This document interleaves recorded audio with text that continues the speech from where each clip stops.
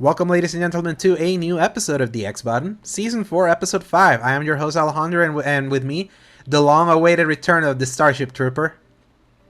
Paul, hey everybody. I just climbed up the set of stairs that Alejandro pushed me down. Took me about 2 weeks, but I made it and I'm Yeah. here. So Yes. what did I miss?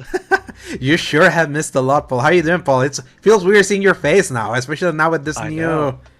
With the new way we're recording this now, like, after... with your At impending least fatherhood. that's going to be the biggest gap for me for the foreseeable future Mhm. until the baby arrives. But yeah, that was just because I sat in on the first two episodes, so I Mhm. got a Back to couple of back. weeks to get my life together, and now we're back to an every other week process and flow.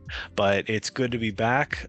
My voice isn't prepared to talk Mhm. because I haven't had to talk for a little bit now, but at the same time, we have a lot of games to talk about, and that is what I'm the most excited for because boy, is there a variety. There is some excitement, there's some betrayal, Yeah. there is a lot of discourse hidden within that. So I'm really interested in getting into each of these in turn. Oh, yes. Just looking at that list, Paul, that's just been the first month of the year. Yep. The 2024 first has, month. yeah, has come out swinging in a way that even the legendary 2023 didn't. That's hilarious. Like I've already beaten three of them technically, yeah, so same. let's go. Oh yeah, yeah, three out. Well, technically four if you include a demo there, but yeah, we will definitely talk Yeah. about that. But I'm happy to have you back here, and thankfully, like in the weeks that you were off, like I was able to bring in the guests, kind of like I promised I was gonna do when we started bringing guests back in October. So, big thanks to Steve and Eric that came in the first episode, and also big thanks to Brian Fink who came in last week to talk to me about the state of play.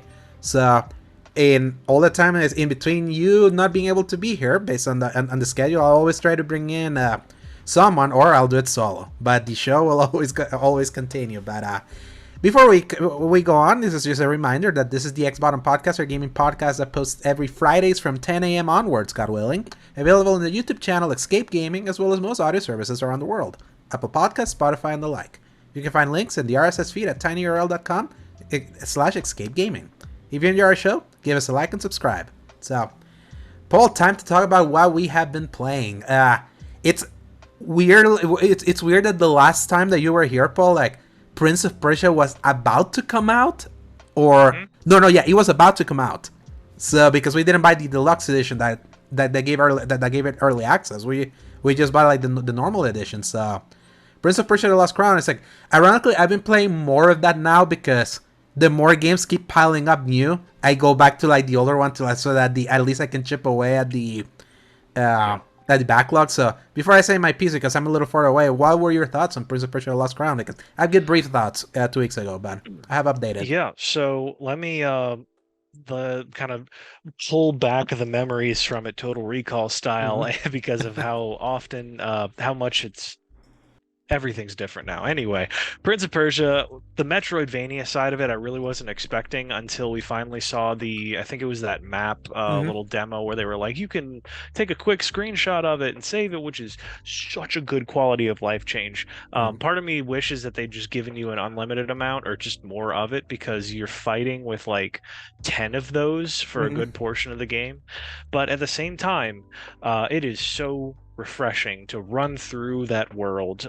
The movement alone, just by itself, is chef's kiss. Mm-hmm. The animation quality, the way, what was his name, Sargon? Yeah, Sargon. Mm-hmm. Yeah, the way Sargon moves through the world, the animations of how he jumps over things and slides under them, even taking away all of the powers that he has and gets throughout the course of it that make moving through this world a breeze and actually fun enough.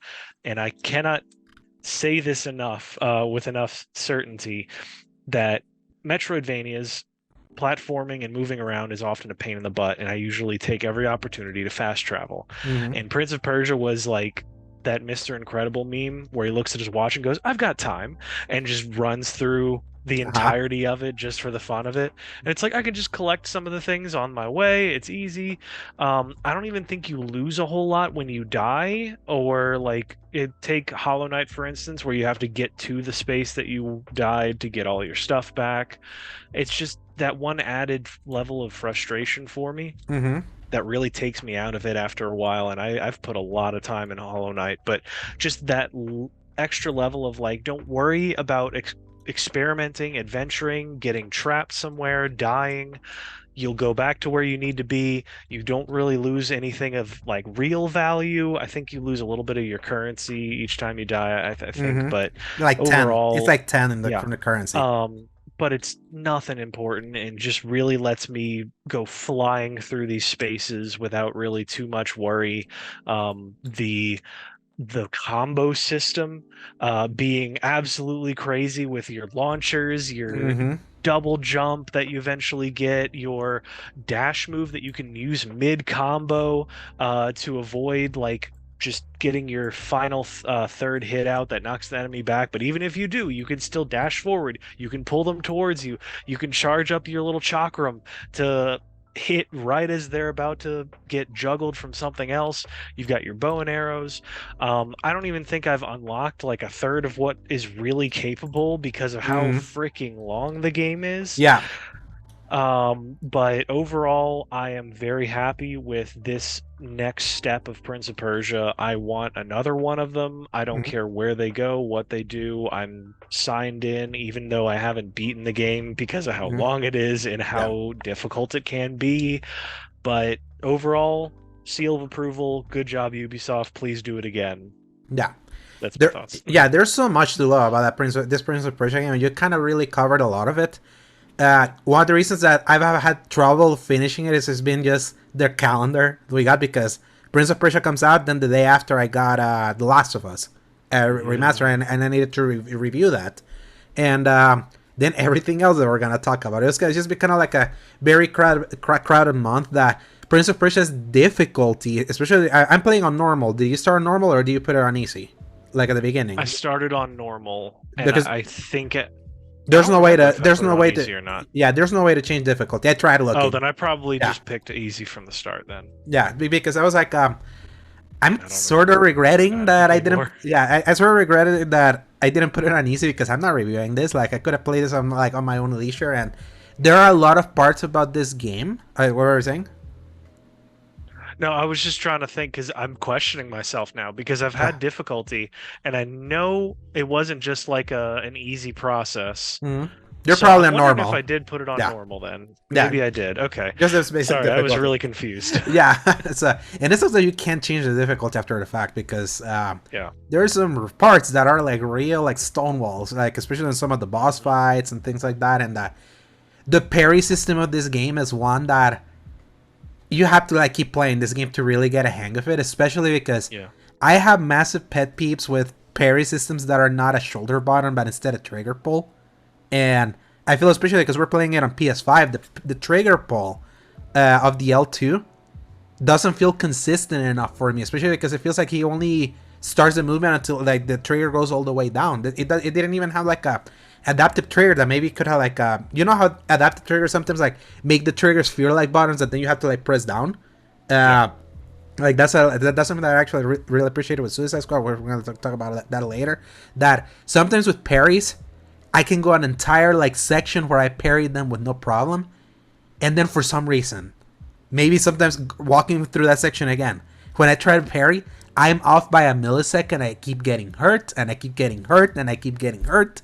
That it's like it annoys you because you don't know if it's like the game's problem or if it's a you problem sometimes, and that can be like really annoying, especially with how far off some of these checkpoints, which are these gold trees that you have to press up to kind of like, they're kind of like your bonfires in Dark Souls. That's kind of the area. This game is definitely like in that Hollow Knight pocket of Metroidvanias that is like, we're definitely taking more inspiration of Dark Souls and implement that back into the Metroidvania genre that ironically already had that within it. It's just that then the difficulty for Dark Souls has been like more adopted into the Metroidvania genre, like from Blasphemous and a bunch of other stuff. If you go back to like the golden age, I would call it, of Mhm. Castlevania, where it was the Game Symphony of Boy the Night. Advance, and Symphony of the Night Mhm. right before it. So that was it had like its save points, and Mhm. those acted like your fat not actually you couldn't fast travel from those. Fast travel was a completely different room Mhm. that you had to go in, but they were also super few and far between, and it gets very tedious, especially for like Harmony of Dissonance, which Mhm. was such a pain that I never actually finished it, because it is a nightmare. So there was a certain level of that was there, but then like your Symphony of the Night, I wouldn't say had a big enough map that it was that draining, if Mhm. that makes sense, because you also had a lot of tools at your disposal to make that life a lot easier. And I feel like you are onto something where Castlevania is fun by itself, but for some reason people gotten it in their minds that they need to make it as hard as physically possible. Mhm. Partly I wonder because the market is so saturated with them, Mhm. because that is like if you make an indie game, it's like an 80% chance that it's going to be a 2D Metroidvania, Yeah. which is such a shame because I do love it. But it also seems to be, I guess, the easiest to Why make not for. make it a Ninja Gaiden or a Shovel Knight like just level based, like a Right. hard level based platformer? Why not? And I think that's somehow looped back to being the rare option. And Mhm. like you got your Mark of the Ninja, Mhm. which is another great example of that. And a lot of those others. So I do kind of wish that we didn't have to just get automatically a this is now hard. Um, just let it be a fun game Mhm. and let people change the difficulty maybe. But Yeah. also it's at the same time, I do have to give it its flowers for executing so well on what we have right now. 100%, because it's like regardless of like my quibbles with sometimes its difficulty, there's so many moments of pure nirvana with this game. Is like because it feels so good to play. I'm like in the later part of that game. I saw my save. I'm like 70% complete now. Again, Nice. it's a long game. That for I'm used to Metroidvanias lasting me 8 to 10 hours. This one lasts like 20 to 25, which I'm like, I don't know if I really like my 2D Metroidvanias to be that long. But you cannot like if you're in the old old school Paul thought of mentality of like like more hours for my money kind of thing, regardless of Right. quality, is like you cannot deny the quality of I mean that this game it's gonna last you at least a bit, especially for the kind of game it is, and also it's $50, so it's like they even made it slightly cheaper than usual. But I mean, like some of those platforming sections from later in the game where you have to like really combo every movement that you have unlocked at a certain point, where you have like your air dash, you have your double jumps. Double jumps is the moment where I actually love this game, because right before I was like, I acquired one. I went back to this game this week. I put in the text. There's a certain irony that Prince of Persia is one of USA's best reviewed games like in years, and it's one that I don't love because of my frustration sometimes with the difficulty. But right afterwards, I acquired the double jump. And it's like it's transformative. It's like how it transforms movement, like from exploration and even combat, giving you even more time to keep in the air, because it just feels so nice to juggle enemies up in the air, especially because you can get upgrades like amulets. That I had the one that you get more damage by being in the air. So Yep, that's uh, one of the ones that I have too. exactly. So that one, and me putting the one that you recover health with perfect parry. So I Yep. forced myself to like try to get better at the parry window, even though there are some enemies that the parrying window is just straight up impossible. It's very hard to read. Like I perfectly read now the guys with the shield and spears, because when they as soon as they move down, the weapon like does like a little bling. That is like, Hmm. okay, just press it now, and then you're gonna be fine. There are Right. some enemies that attack you so quickly that it seems like the way to parry them is to do like the special parry where they illuminate yellow, and if you get it, you do like a very cool cinematic Yeah, I attack. do love those. Yes, it's like it's so cinematic for a Metroidvania in presentation that I'm like, that's the area where I really appreciate what this does as a Metroidvania. And right now, I hope hopefully I have this beaten by next week, because I kind of want to like I love me beating new games. Like it happened last year that I was able to beat like 34 of them. But yeah, it's like I really like it. I think I love it now.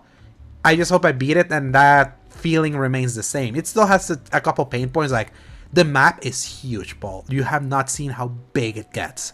That eventually you reach a point where it gives you four objectives at once that are kind of like all spread out. that you think that the game's becoming open-ended enough to be like, okay, pick the one you want.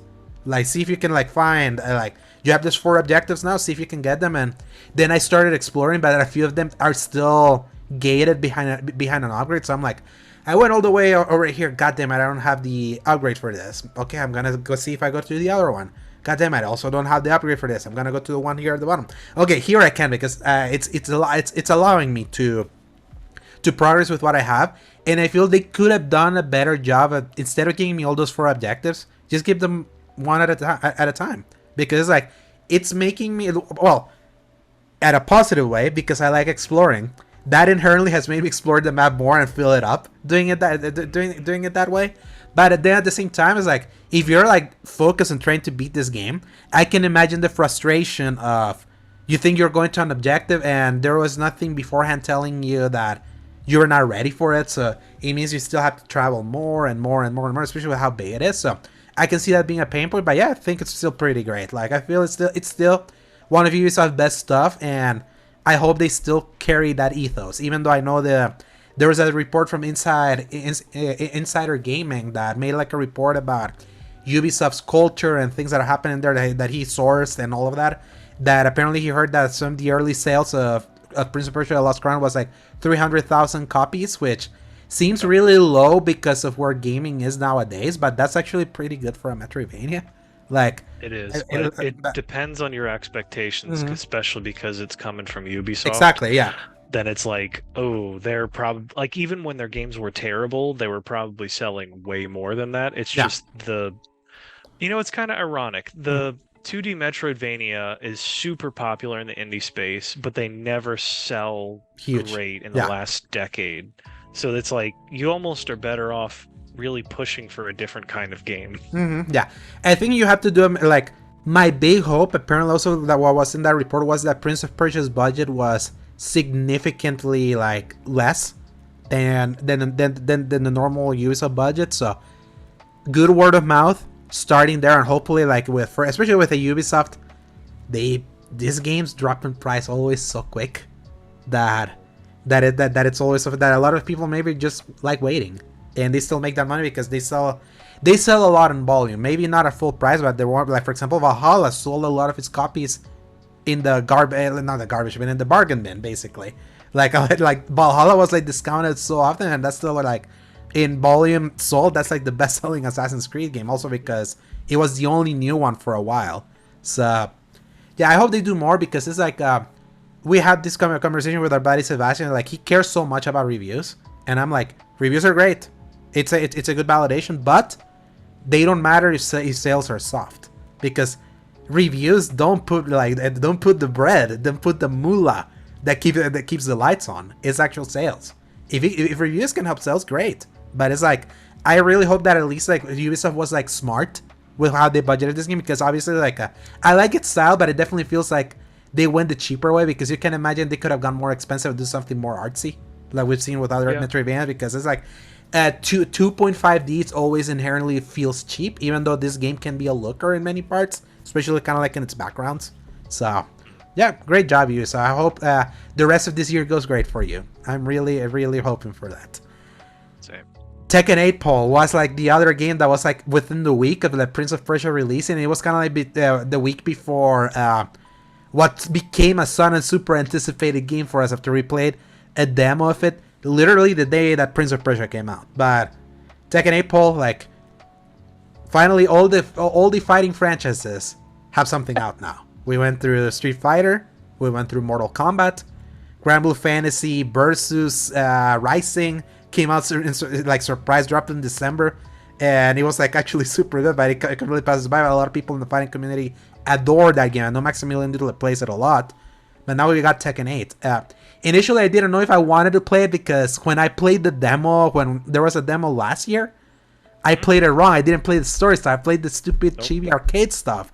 That I was like, which ended up being pretty solid. Oh, yes. I'll get into that. Yes, but back then I was like, I thought I just wanted to play like stuff, because it was trying to explain me all the mechanics, and then it was like training me. I'm like, nah, I'm not feeling this right now. So, but I got to hearing all, like, obviously it reviewed super well. This and like a Dragon Infinite Wealth came out at the same time with the exact same like super high review scores, like from many critics. So it was like, holy crap! Like 2024 is starting like swinging with like critical darlings.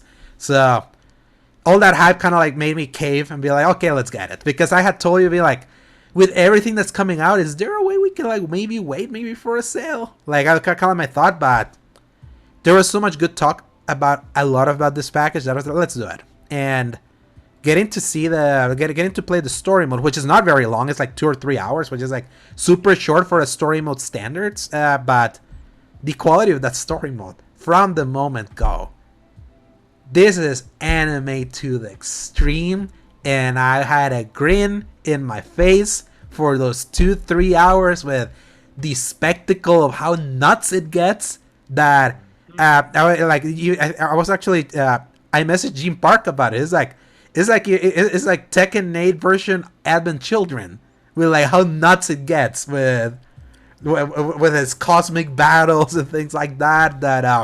The most over the top, like Azura's Wrath, Final Fantasy 16, all of that good stuff. We were, what a time that was, getting to start that whole intro section. And even as it lowered itself, like 7, you went and replayed that. It is a lot drier.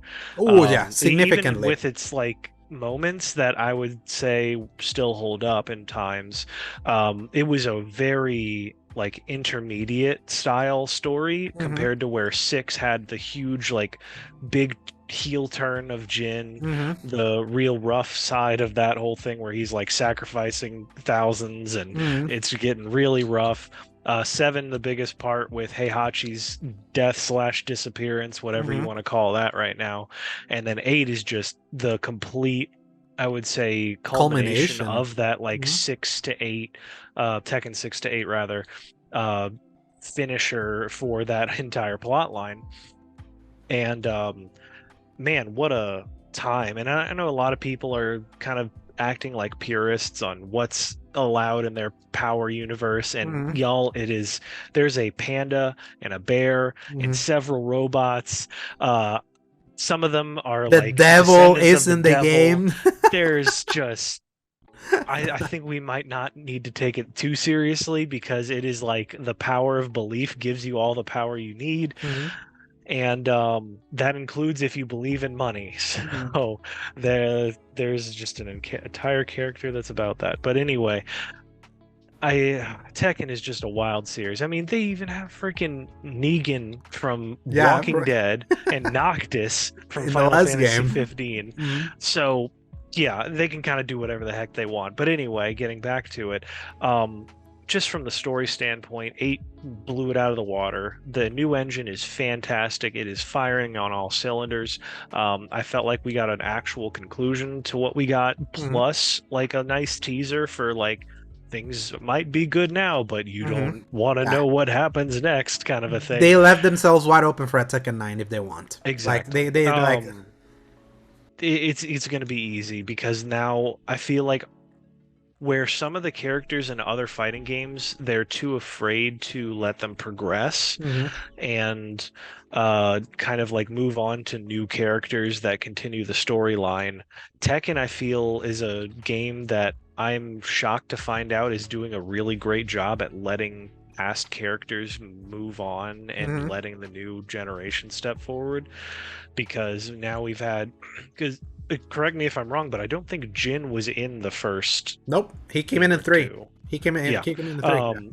So that's a perfect example where it was all about Heihachi and Kazuya, and now we're finally moving past Kazuya even down to Jin and now Reina showing up to potentially do some craziness. And the fact that there's this insane family and friend dynamic with all of the characters that feels like it's somehow interconnected with everyone and they all know each other. And Street Fighter 6 did a decent job of trying to make that work in some areas, but because it didn't really have a solid story mode, it just kind of fell flat on that. It was all like through their arcade mode. So I, like, as a newcomer, it's like, this is all great, but I don't really have a connection to all of this besides like the interactions your character has with them. individually by themselves. Tekken is just all over the place Yeah, with everything going on. And Tekken, do you have Tekken, anything? yeah, Yeah, go ahead. yeah. Tekken 8 finally feels like it met the standard of the NetherRealm story modes and surpassed it. Like, Yeah. with a more impressive like story mode, like that is like it just goes so batshit insane that that's what makes it like to me like step up from like last year's Mortal Kombat 1 that I enjoyed its story mode. But the thing with by the time we got to Mortal Kombat 1, like the story modes of those games are still well produced. It's kind of like, it's how I like the flow of these games to go, kind of like put you briefly into different characters through like a linear story with a beginning, middle, and end with actual plot, character development, and things like that. That it's an engaging way for you to get a sample of the things that you're gonna be remaining doing through the rest of the game. Where to me, I prefer Tekken 8 is the fact that tonally, like this game is even. Like the tone of the story in Mortal Kombat 1, it's an immediate clash to like what you can do like in the other modes. Like, yeah, father and daughter are here like being happy-go-lucky in story mode in Mortal Kombat, but then over in arcade mode you can have like one of them slice each other and have like a really brutal fatality that is like it's like the schism of like Mortal Kombat's debauchery when it comes to like the brutality is like it's usually not there in the story mode. It's a little bit more toned down, kind of like going back to Gene Park from Washington Post. He's like the Mortal Kombat story modes are like R-rated MCU movies, and I believe that. Like I totally like understand like that comparison. But Tekken 8 is like it's just this is an anime ass world that is like permeated through the entire package. We're gonna embrace that in the story mode, and the wild environments, the wild moves that all the different characters has. Like that also translates to if you want to play online or solo or maybe in the arcade. It's like it feels like so unified in a way that I really appreciate. And just mechanically, it's like this is the best. This is the most satisfying combat of the fighting games that I played over the last year. Just like that, Absolutely. especially how many characters control so different from the Tekkens that I used to play before. Like it feels like learning something new again instead of kind of like I know what I'm doing with this character. Oh crap! It's like maybe I don't. They change stuff or I really stuff. There's a few that still exist there, but it is so different. I wanted to make one comment that I before I forget about it is that everybody keeps comparing like Mortal Kombat to a lot of the others, and people forget that Mortal Kombat was the parody to a lot of the others in the hey, what if we had this fighting game but it was super cheesy, campy, and covered in blood, and then it's been around so long that people forgot about that, so they're taking it all at face value. And I kind of the same thing with the GTA crowd, where it's looped back around from being the parody of other games and other things to like this is the thing that people parody. So it's one of the issues because it was never made to be the best fighting game out there, but now it's in those conversations and it's not. It's not even close, especially because of how realistic they make everything. It makes the movements not work as well. Yeah, the thing is that Mortal Kombat used to be a bad fighting game in those early games because it was all about trying to pull off the fatalities. It was like what made Mortal Kombat like so like eye-catching was like it's the high level of violence that got Congress to be involved, and how eventually that game that was a joke for fighting game community like solidified its combat. Like by the time we got to like the reboot in Mortal Kombat 9, that was not really a reboot. It was just kind of like a timeline reset that everything was still canon. That then they actually learned from the games that they were sort of parodying or kind of like were like in whatchamacallit, kind of like in direct competition, that Mortal Kombat now is legit a good fighting game. The thing is that the other ones have always had solid fighting mechanics. They're just kind of like an equal playing field. The only thing that Mortal Kombat was always superior to those other ones was providing that story mode that helped hook you, that could help you kind of hook you and put you in the right mindset of who all these characters are, what their feel is, like telling you a complete story that if that's only the only thing that you could play, you could like walk away and that's fine. That's kind of like the one area where I still feel Mortal Kombat 1 recently has a slight leg up there because like the story mode is a little longer. The Tekken one is super short. So it's like this is not one like I wouldn't recommend Tekken 8 to anyone that just wants to play a single player stuff, especially for $70. With how quickly it goes. But as a full Just from package, like the duration, you yeah, think? exactly, just on duration. Because like, yeah, you want to play $70 to be done in 2 or 3 hours? I don't think so. But I also feel like the rest of that package, from its character episodes, ignoring the fact that a lot of them happen in the same environment, like within like a tournament, and then the arcade mode, are like so robust. You can spend so much time. They're so addicting. The online finally works. Tekken finally has rollback netcode, something that people have been wanting out of this thing since like it went online in like Tekken 5, if I remember. So it's like, as a full package that's like so well produced, so tightly controlled, is like, I feel like in that entirety, Tekken 8 is superior to the other ones, because I feel like every single element of it, outside of maybe character customization, which you told me was like a step back from 7, everything is top Yeah, notch.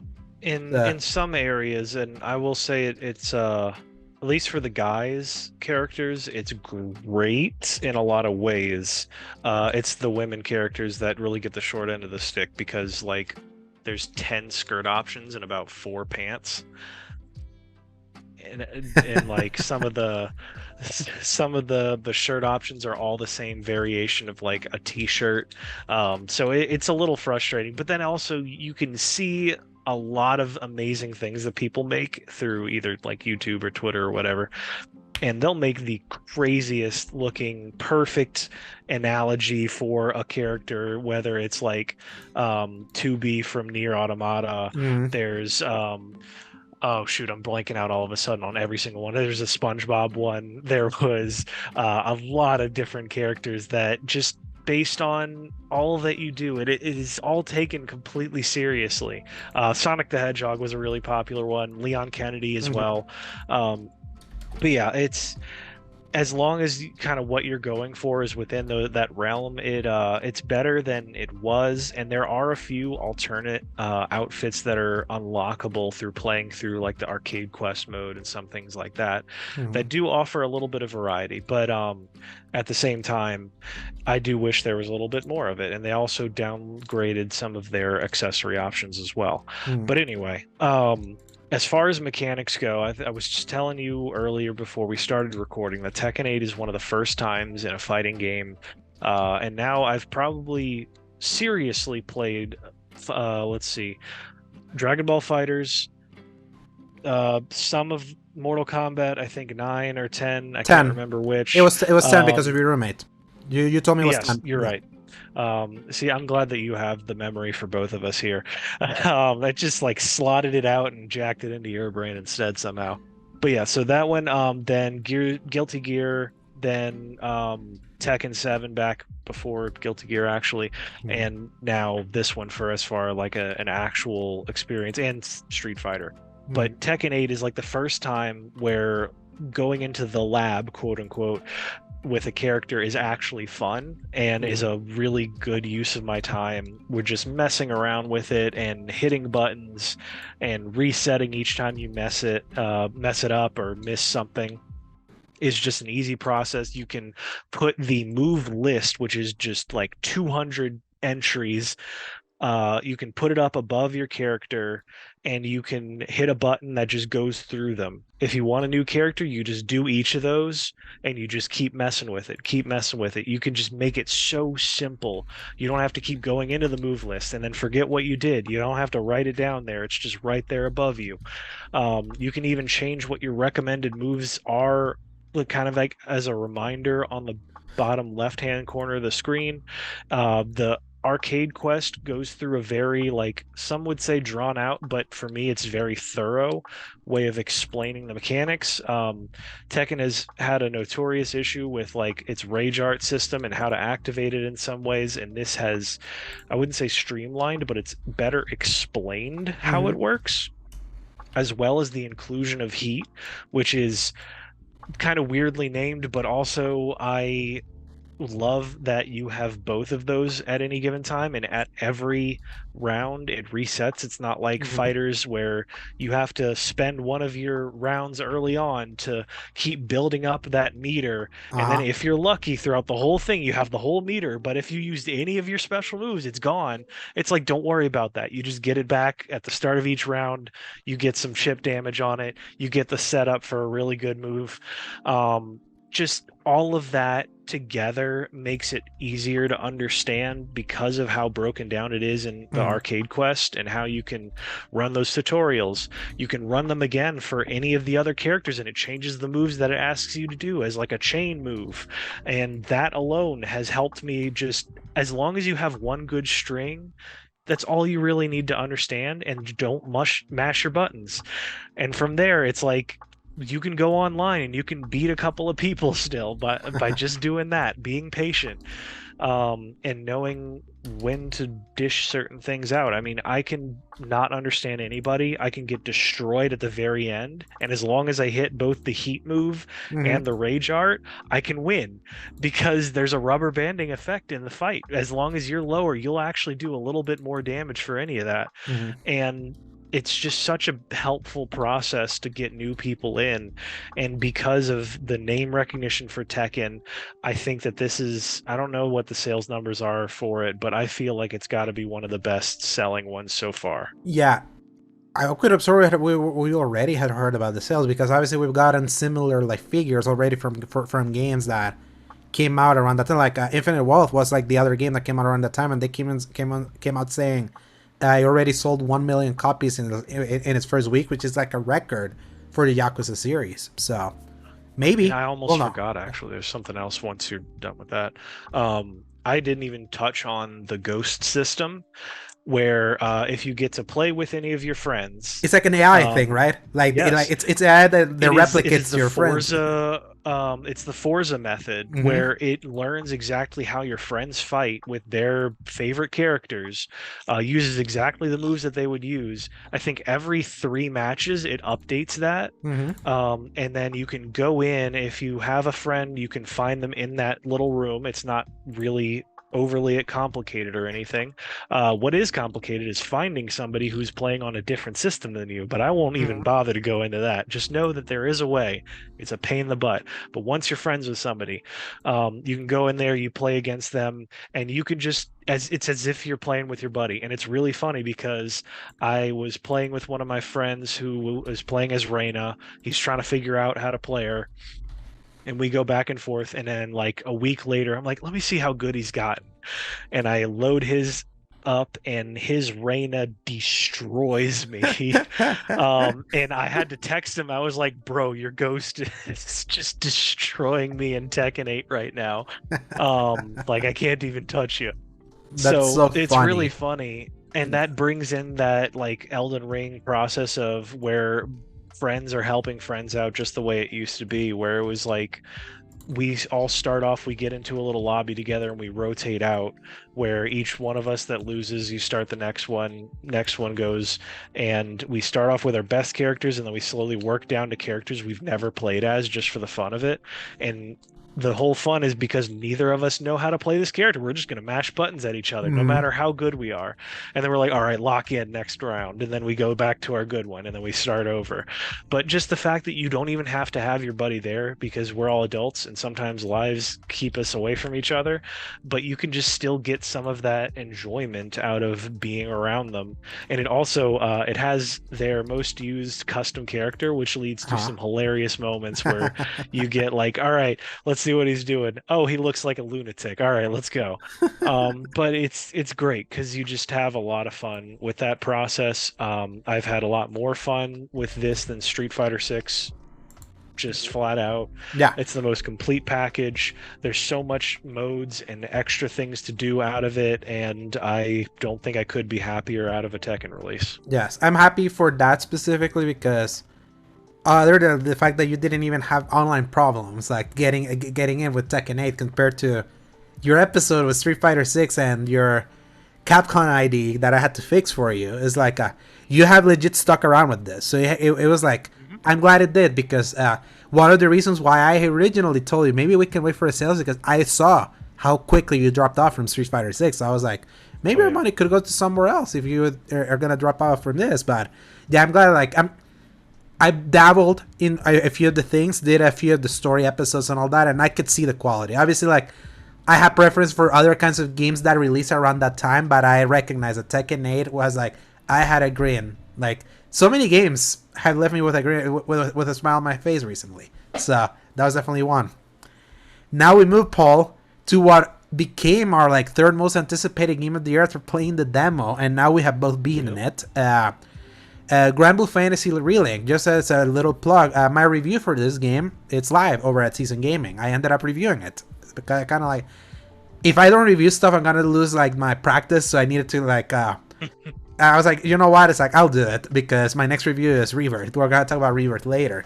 So yeah, Granblue Fantasy Relink. Paul, I kind of already gave a few thoughts about like what I thought about this game. I really liked it. I want to hear from you. What do you think of the full experience of playing Granblue Fantasy Relink? So, I was having this moment to myself. I don't even know if I was on. Was I on a record recording when I got to talk about our realization of what Granblue was going to be like? During our most anticipated stuff. Okay, I just wanted to be sure, because I wasn't sure if I was making that up in my head. So, a lot of that was culminated. There was a few disappointments within that, but I'll get into that in a second. Granblue is, in a lot of ways, what I was realizing it was, which was a pretty well contained, not overly ambitious JRPG that takes a lot from the Kingdom Hearts school of learning and made a genuinely fun to just mash buttons game about weird stuff at times. It's a little bit of like, all right, cool, this is a really great world, a lot of awesome mechanics. What's the game actually about? What is this? And they're like, I don't know, go fight monsters. So I heard this from someone else, and I'm gonna repeat it here.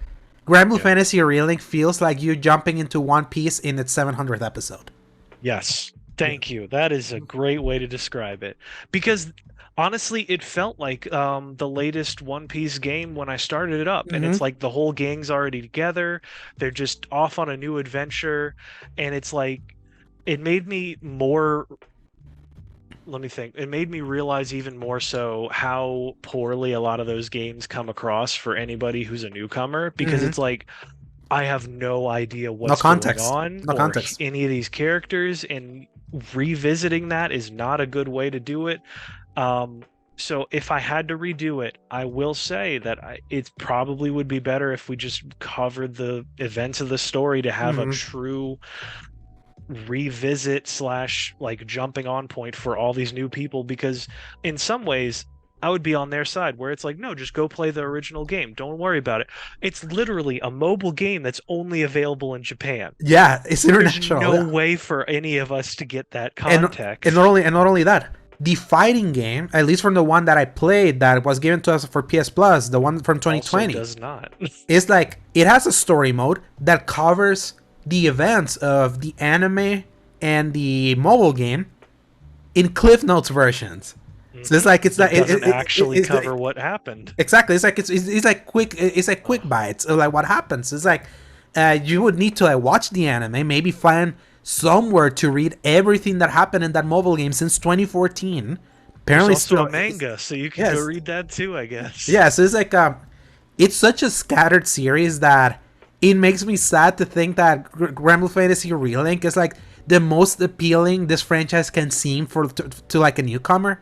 But it's a proto sequel / side quest to the events that were established over in that original game that unfortunately doesn't do the homework to really catch you up immediately. It does it eventually, but a little too late and in the worst way possible. So kind of like what I mean is that the more you play this game, you unlock something called the Fates episodes that you unlock at a quiz giver. And each character that you play, which there are 18 of them, like there's 18 of them, and unlocking all of 19, I thought 18. Okay, because I 18 know they total. said that there's going to be 2 free characters in April, and that would bring it to 21. Yeah. So that makes me think that there's 19 actually. But Yeah, I counted 18. I went to I yeah, actually, because I wrote my review. I actually put the game on. I was like, how many characters are there? I'm gonna count. I'm gonna count them because I through the course of the game, you unlock a few with something that is like they give you like a character ticket that you like that you cash in to like bring in like a new party member. So in this Fates episodes, they kind of tell the backstory of the characters, where they were, in the context of where they are now. That if you pay attention to like the things they're saying, at least they're explaining it. But it's done in probably like the most unideal way possible. It's just through text, like that text that is being like read to you. I wish those had been cutscenes. Like I wish all of that had been cutscenes because 2 or 3 of those episodes are actually playable, and playing those episodes unlocks like more gear slots for your character. And I'm like, this feels like a half. This feels like a half step. It's like I wish they'd have put like more effort in catching you on instead of putting the onus on you. Obviously, there are other ways that they have tried to help people like understand some of the esoteric terms of this game, because it's like this game, weirdly enough, I don't know when they implemented it. I wouldn't be surprised if they implemented it at the very end of last year, because this game has active time lore. The thing from Final Fantasy 16 that was so cool, that you press square when you're like in the cutscenes that actually have like the text dialogue at the bottom, that are voice and all that. It says like glossary there, and then you'll see like some yellow highlighted names that are obviously the weirdest things that they're talking about, especially during that story. When you press square, then it pulls up the glossary, kind of like an X-ray IMDb thing, and it at least explains it to you. Some of that stuff is still nonsense because there's a lot of like terms that feel like they should be known by people that are playing this thing. And in the consequence of doing that, I feel that the overall story that they're telling is super simple, because it feels that they're also kind of like compensating over people not knowing what is happening, trying to tell a story that can be carried on, like that can be carried by the charm of the characters, how simple it is, kind of like the scale of a lot of the things that is happening. And I would say by the end of it, while I still had like I had that kind of like pinching me at the back of my mind to be like, gosh, I wish I cared more about what's happening, for a lot of this stuff to have more meaning. But there's something about earnestness that at the very least can like carry you through right at the end, especially because you mentioned Kingdom Hearts, kind of like the combat kind of like has that idea of like the flashy button mashy thing, even though this thing actually has combos, and Kingdom Hearts is just about like mashing one button. Even though if you put it in assist mode, you can basically make it a Kingdom Hearts game where you only have to mash one button. But even the Kingdom Hearts idea of kind of like the power of the heart and love and things like that, if you're susceptible to that, you may find like you may find yourself like taken to the characters' camaraderie, like some of the characters that kind of come in. It hits. It really does. It really does hit. Then I'm like, you know what? It's like, I don't really care, but it's like they got me with that. And for knowing that this is the first game that Cygames, which was co-developing this with Platinum Games until they departed the project in 2019, is like a lot of the things here is like are vintage kind of Platinum Games, kind of like the big scale bosses, like the spectacle that is both within the combat and the things that are happening around you, and the boss rush that happens from like chapter 5 onward.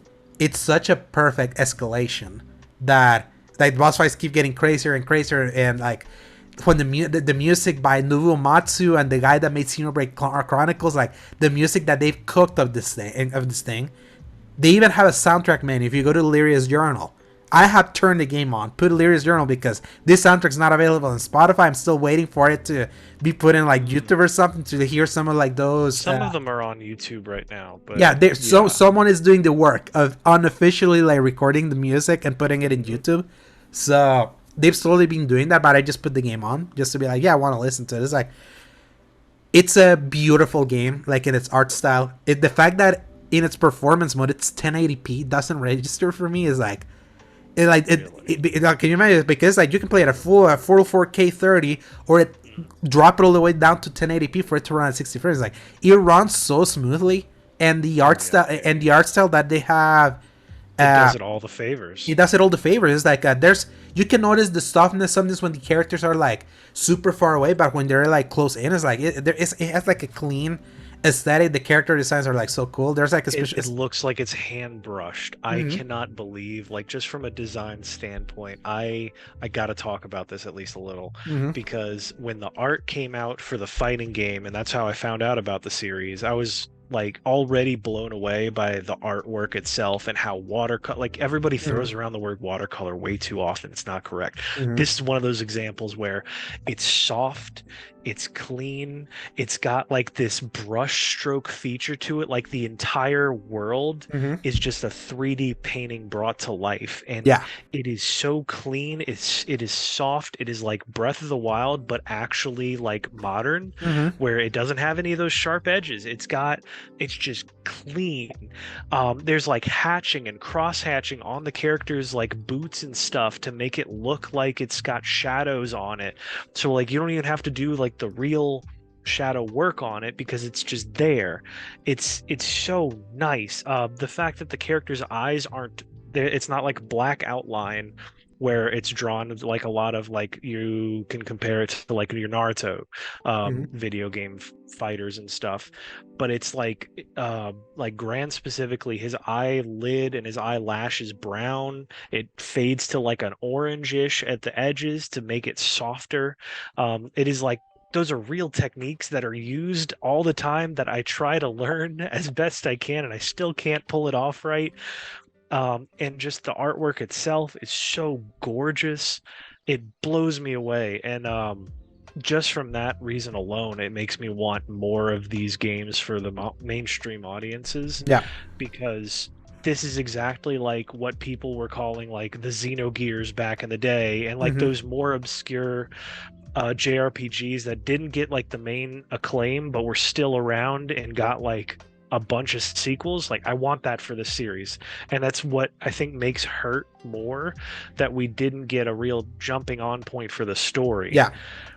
And I wish that we could just get a new storyline from it. But it's the one area it's the one area that, because this just jumps you in where it jumps you, is that if this franchise wants to like be considered kind of like in that upper echelon, especially because this is like the up and comer coming in a JRPG release season, that it's either a super impressive sequel to a long-running franchise or really impressive remake of a beloved game.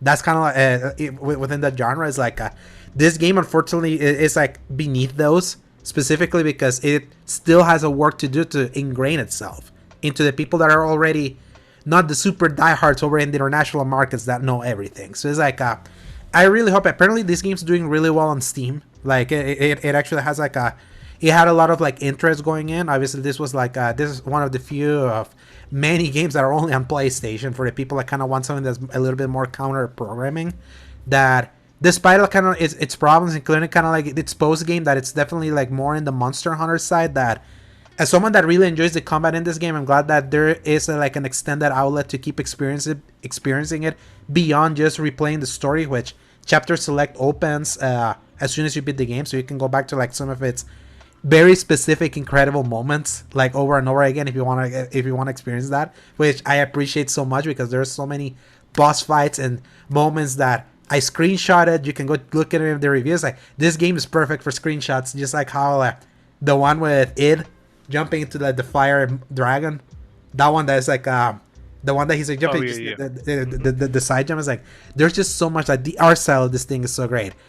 A little too anime for the taste of so many people, but I don't care. It's like, it's beautiful. It's a feast to the eyes. And I'm glad that we were able to play it. It's like, obviously when we finished that demo, we got to see that trailer. The promises of that game kind of like promise a bigger, grander adventure against insurmountable odds that could feel like it could become like a classic. And its story didn't quite get there, but I'm totally in if they follow it up. Like, if they manage to do some stuff and take maybe actually do a legit just Granblue Fantasy, tell that story for that it's in that anime, tell it completely now in an action RPG. Do a Kakarot, like actually go do it Granblue C Kakarot, like go through that early parts of anime. Yeah, the Dragon Ball Z Kakarot. It's like that's the thing that I appreciate about Kakarot. Me that I have watched the anime, like the early parts of that anime, reliving them through Kakarot. I was like, I remember that. I was like, I remember Goku dying. I remember that like Gohan jumping when he's like in the middle of that kind of like the moment where he dies and all that. So they run in heaven. It's like those things are in the game, and I'm like, yeah, like make that playable so that way people can care that when you do another story, you don't have to compensate by making it so simple, because JRPGs like stand like what makes a JRPG stand the test of time is a story. That's always been that genre's kind of like bull. It's like combat can carry a lot, but like JRPGs in particular, like a really amazing story, are the things that have made them timeless classics. So yeah, great game, Granblue Fantasy. Even though I wish it was like, I wish I could stand here right now and say this is my current game of the year. There was a point where I was early on saying that, but I'm like, I like this a lot. I can see this being bumped down with anything else coming in, but it was the right game at the right time. I wish it was even better than it already was. Suicide Squad killed the Justice League, Paul. Oh, here we go. What a roller coaster of a game this has been, especially with the way I feel about it as a fan of video games, as a fan of fun video games, and the way I felt about it as a big fan of these characters.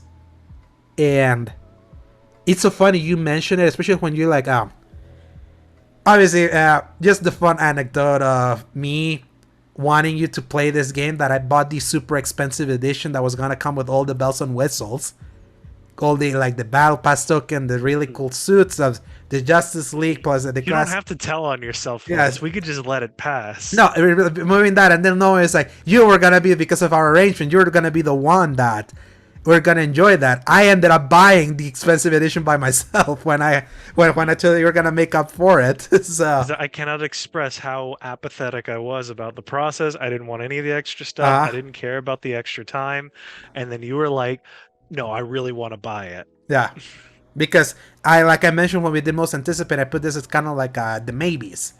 I played the alpha. I enjoy what I play of the alpha. I wanted you to get a feel of like controller in hand, be like, dude, I was like a hater coming into this thing. It was like, then when I played it, I was like, there was probably something here. Then you get to play it, and you agreed from a gameplay perspective. Like how it, you became just stuck with that shot, right? You didn't switch to the other three. Yeah, I think the only time I ever played as anybody else besides Deadshot was the tutorial spot. Yeah, and the game allows you to like play through the one character you want. Like that's no problem. Even though there are some missions that then kind of like hypes up a specific character for you to kind of be like, hey, it's like this character is hyped up. That way, like if you play with them, they're gonna like get more XP, get more rewards, and all that. But that's optional. That's not like necessary to like beat the game. I missed that because I did not realize that was even a thing. Exactly. So you're stuck with it. So I feel Rocksteady made a really solid open world third-person shooter. Characters feel nice to move in. The guns feel fun to shoot at. It's like there's like a tight, there's like a nimble, tactile quality to like its shooting that it's super snappy. Like in almost every gun that you can use, and all of those things that I tell you, if this was not this game set in this property and like Rocksteady had made like a third-person shooter, maybe an original IP with this same mechanics, it would be a huge success because they really honed in on making at least the moment-to-moment really feel fun. Like the 30-second loop of doing the melee to get the shield back, the counterattacks that takes a little bit to get used to, but then you kind of get into the flow of maybe it's good to like always be observant of what character you can like counterattack to do like a big area effect attack that ups your combo meter, that fills up your special moves that eventually you unlock, which is your suicide strikes and your L1 R1 like super moves, and then like rinse and repeat like all the chaos that's ensuing. That it's very easy to kind of get like in the craziness of it all and be like, yeah, I'm kind of vibing with this, and I kind of shut off your brain kind of thing. This is also a DC game by the studio that gave us arguably the best superhero gaming trilogy, like still to this day, especially right now in the wake of Spider-Man 2 and a lot of people questioning the quality of that second game. waving my hand here. It's you. But It's you. no, but many also. I've been seeing a lot of people like tweeting, I enjoy Suicide Squad more than Spider-Man. I'm like, you're baiting now. But it's like, I also understand where that's coming from, because it's like because I know a lot of people were expecting more out of Spider-Man 2 than for some way deliver or something like it does. But at least from what Rocksteady did, like the ones that said the example of like what a great superhero game can be, that's not just shovelware. That a part of them making a really fun third-person shooter, just knowing that it took them this long to make a game on probably the property that no one in their right mind would have asked them to do a game on. Like, they could have put a poll, be like, okay, we're done with Batman, we still want to work on a DC game, here's a poll, you're right, we could do a Superman game, we could do a Wonder Woman game, we could do a Justice League game, maybe a Flash game, a Green Lantern game, a Justice League Dark game, and all that. Is like, here's also, we could do a Suicide Squad game. No one in the right mind as a DC fan would be like, no, the game we want Rocksteady, the guys that nailed Batman, to do is Suicide Squad. And it's clear to me the only reason why this became a Suicide Squad game was with that desire to make a looter shooter.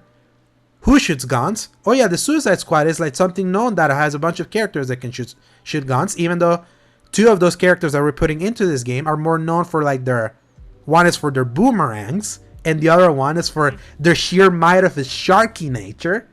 But the other two have used guns before, but let's give them all guns.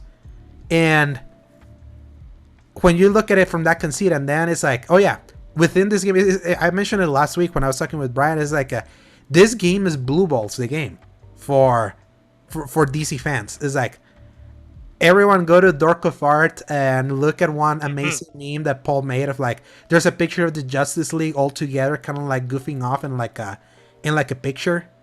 It's like, before you see the villain, you get like a little glimpses of the characterizations of these characters. It's like, that is Rocksteady through and through. Even sort of like a lot of people like taking a lot of issue with with what happens with Batman. Again, people, spoilers, the subtitle of this game is very literal. You know what's happening, you know what's coming. Is like getting incensed about that, about like what the game is like it's not a worthy fight to have. The moments we get a glimpse of the Batman we used to play as in like holograms and all that, it's like, it just reminds you, it's like they had, like, Rocksteady has it still. It's like they know these characters really well. And I wish the DC fan in me, the Justice League is there. You see in the cutscenes, when the cutscenes are focusing on Superman fighting Wonder Woman, or Lex Luthor showing up talking with Amanda Waller, while the Suicide Squad is here down in the corner just looking at all of this and all that. You get a glimpse into the game that this could have been. And that is like, that's such a hard element to shut off, despite the fact that when you're able to shut it off, the third-person shooter they have made inside this world can be really fun, except near the end when the game just stops, because it is a live service game that wants to like feed its story over time. Like a game that you put the meme of the penguins that are like from Madagascar, that I laughed so hard when you beat that game, that, man, this sucks, because it's just like such a hard stop, because it's such a, and the Suicide Squad are gonna keep fighting Brainiac forever. See you next month. Like the kind of thing that. And I kind of hate that was a thing where they opted away from a true ending, where it was like, oh, you fought this one thing, but don't forget there's 13 Brainiacs out there, and the one you kill is not even the main one. You didn't even kill the main one. You went to kill an alternate universe one just to kind of start the journey on. And it really felt like just a really long, like, it's like a 2-sentence setup for a real story, and then they made an entire game about it. It's like, oh, what if the Suicide Squad was the last people left fighting against all this? The Justice League are gone. And then it's like, what if we made a game about that first sentence instead of the overarching, like, and now they have to fight Brainiac and all this crazy stuff is going on. It feels like the setup that you read in a text crawl at the start of a movie. And it almost cheapened the entire experience in a plot way by doing that. Now, on the other side, I have to give it its flowers in the right way and eat a little bit of crow because it is genuinely very fun. Mm-hmm. It is a solid third-person shooter. The platforming is addictive, especially when you find the one that really hits with you. Mm-hmm. I know some people, I've seen the craziest nonsense from Captain Boomerang's Yeah, weird teleportation nonsense. Harley Quinn's physics-based grappling move is it's really, so satisfying when you nail it. yeah, When you nail it, it takes when you skill. nail it. Yeah, it's like there's some skill. Um, There's some skill to the traversal here compared to something yeah. like Spider-Man's kind of like web swinging that is like so frictionless unless you, especially in Spider-Man 2, when you disable the assist. Oh yeah. It's like if this You can get feels some like, craziness. yeah, this feels like playing Spider-Man 2, like playing as Harley Quinn feels a little bit like playing Spider-Man 2 without those assists on, kind of, because you have to like really Which can be think. a really good thing. Yeah, you have to get that right. But I know a lot of people will swear by the turning off the assist part of it Hmm. because then it's like that's how you get your real Hmm. swing momentum going. But yeah, as far as like the all four of them. I know King Shark is the most simplistic because it's Yeah, just a jump, but then Deadshot with the jetpack making me feel like I'm playing the Anthem. actually released Anthem. Hmm. You can just fly through that world. You start off really like limited on what you can do, and I will say like they really limit how long you can fly. But Until at an the same upgrade. time, until like when you get the right level of upgrades, you can boost and zip around the side of a building. Like I think I got kicked off of it or there's an explosion or something, Hmm. and I like spiraled around, came back up and shot everybody on the rooftop. You can just air raid over a place and drop a grenade and keep flying to the next spot, and it is so satisfying to do that. The guns themselves all behave. I think there's only one kind of gun, which ironically enough is one of the few deluxe edition guns Hmm. that I just do not like, and it is like this bolt action pistol. It's so Do not like strong. it. It's so strong. You It eventually is. get, yeah. It's It's very strong. I yeah. just do not like I mean, this is me with the Uh, single fire weaponry. hmm. Uh, That's my whole Horizon Zero Dawn issue. I Hmm. want a little bit more speed out of that.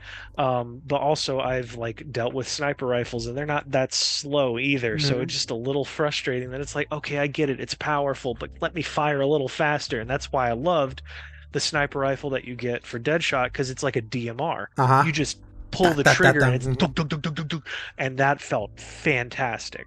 And same thing for a lot of the others. The shotguns were actually pretty good for a second. It's just a Mhm. shame I hate Captain Boomerang. Uh-huh. Um, but then like Harley Quinn with her machine pistols, and I think she gets like miniguns and Yeah, something else. But she and King Shark are miniguns, and but then she yeah, has like a submachine gun that's like the one-handed one, and yeah, hand that's the cannons. machine Yeah. pistol. And hand cannons, that was the other one. But yeah, Mhm. so anyway, let me get back. So it's really fun, it's really addicting. The variety of the missions isn't really the best, but Yeah, it's more or that's the less worst part just of the game. Yeah, that's just yeah, basically it's just horde mode. The game basically, it's just a game. It's just a game just about the combat, and with right. such little variety that the only variety sometimes comes from the side quests, and some of that variety can be annoying because like in this side quest that is for Poison Ivy. Oh yeah, spoilers, people. Sorry. Yeah, because this is set in the Arkhamverse. She's back. You'll see how she's back. Uh, I mean, if you've seen any of the trailers, you would yeah, know that already anyway, so it's not exactly, like a real exactly. So trailer. it's like, I mean, spoiler.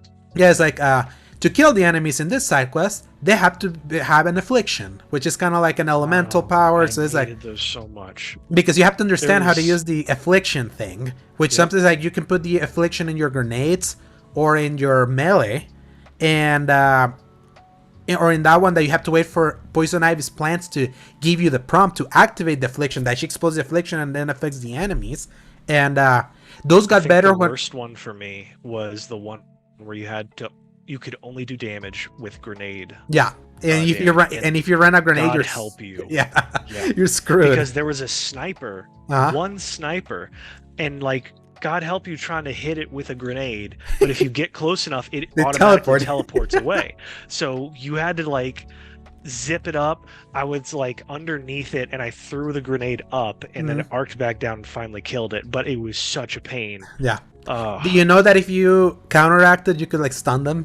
Yeah, it was that was yeah, that was the it trick. wasn't Yeah, enough because you're too it far would away. always it would get over its stun by the time I would get to it, so I just had to get kind of close and then lob a grenade and hope for the best. But yeah, I ran out of grenades one time, and have to get the grenades back was such a pain in the butt. So yeah, that was a thing for sure. But that's the thing, like lack of mission variety aside, I put the game on again. I just did one of the endgame stuff before we started recording. I was like, it's so fun. Just as a quick one. It was like, it just feels so good to play that I'm like, I hate that I still play it. I hate how fundamentally I'm like, gosh, the DC fan in me, like, this should be everything I hate about this. But the fundamentals are there. As a live service game, especially with the graveyard that I've seen of similar games, aka Avengers or Anthem, that those it's like the flowers are already popping out of those bodies. It's like, this game is so polished for a live service game. When you think about a live service game, you expect the game is going to be broken as all F. It's going to be so, they're going to spend days and years trying to fix it and things like that. That I feel like now we have an example of someone that took so long to try to make this kind of game and comes out so polished that God help them that they hit their roadmap. Because the last third of the story has been chopped up into all those seasons. There's interesting threads if you pay attention, like in typical Rocksteady fashion, that are all about like the little details about things about the Justice League that may seem off as you're killing them, and what the future may hold for that. I let you, like, you can read, if you want to read more about spoilers, go follow Miller Ross, because he has data mined a bunch of stuff that's coming out soon. That at least, like, here's what's so funny. You know about like the problems of planning ahead, or focusing so much on planning ahead that you kind of miss the now. That's kind of like what Suicide Squad is post campaign. That is like, they had a great thing going early on in the campaign. I laughed hysterically in a bunch of stuff. I feel like the characterizations of the Suicide Squad, regardless of how you feel about them, I felt like the camaraderie was there. King Shark was my favorite in those cutscenes. It was like, so yeah, he was so funny. Deadshot being the straight man out of those goofballs also was funny too, because he just really plays. He plays it very Han Solo, very Han Solo, like when you consider that, and there is like legit funny moments of them like interacting with the Justice, especially when it comes to the Flash, like. Everything, like when they do the Flash, up until that boss fight, I thought everything was kind of handled really well. And a lot of like the things that you love about Rocksteady always shines there. That's what's so funny. It's like, it feels like a game that you see the brilliance of Rocksteady that we all saw in the Arkham games. Kind of like being at odds at the kind of live service game that may not like be the best example of shining the light to what that studio does best.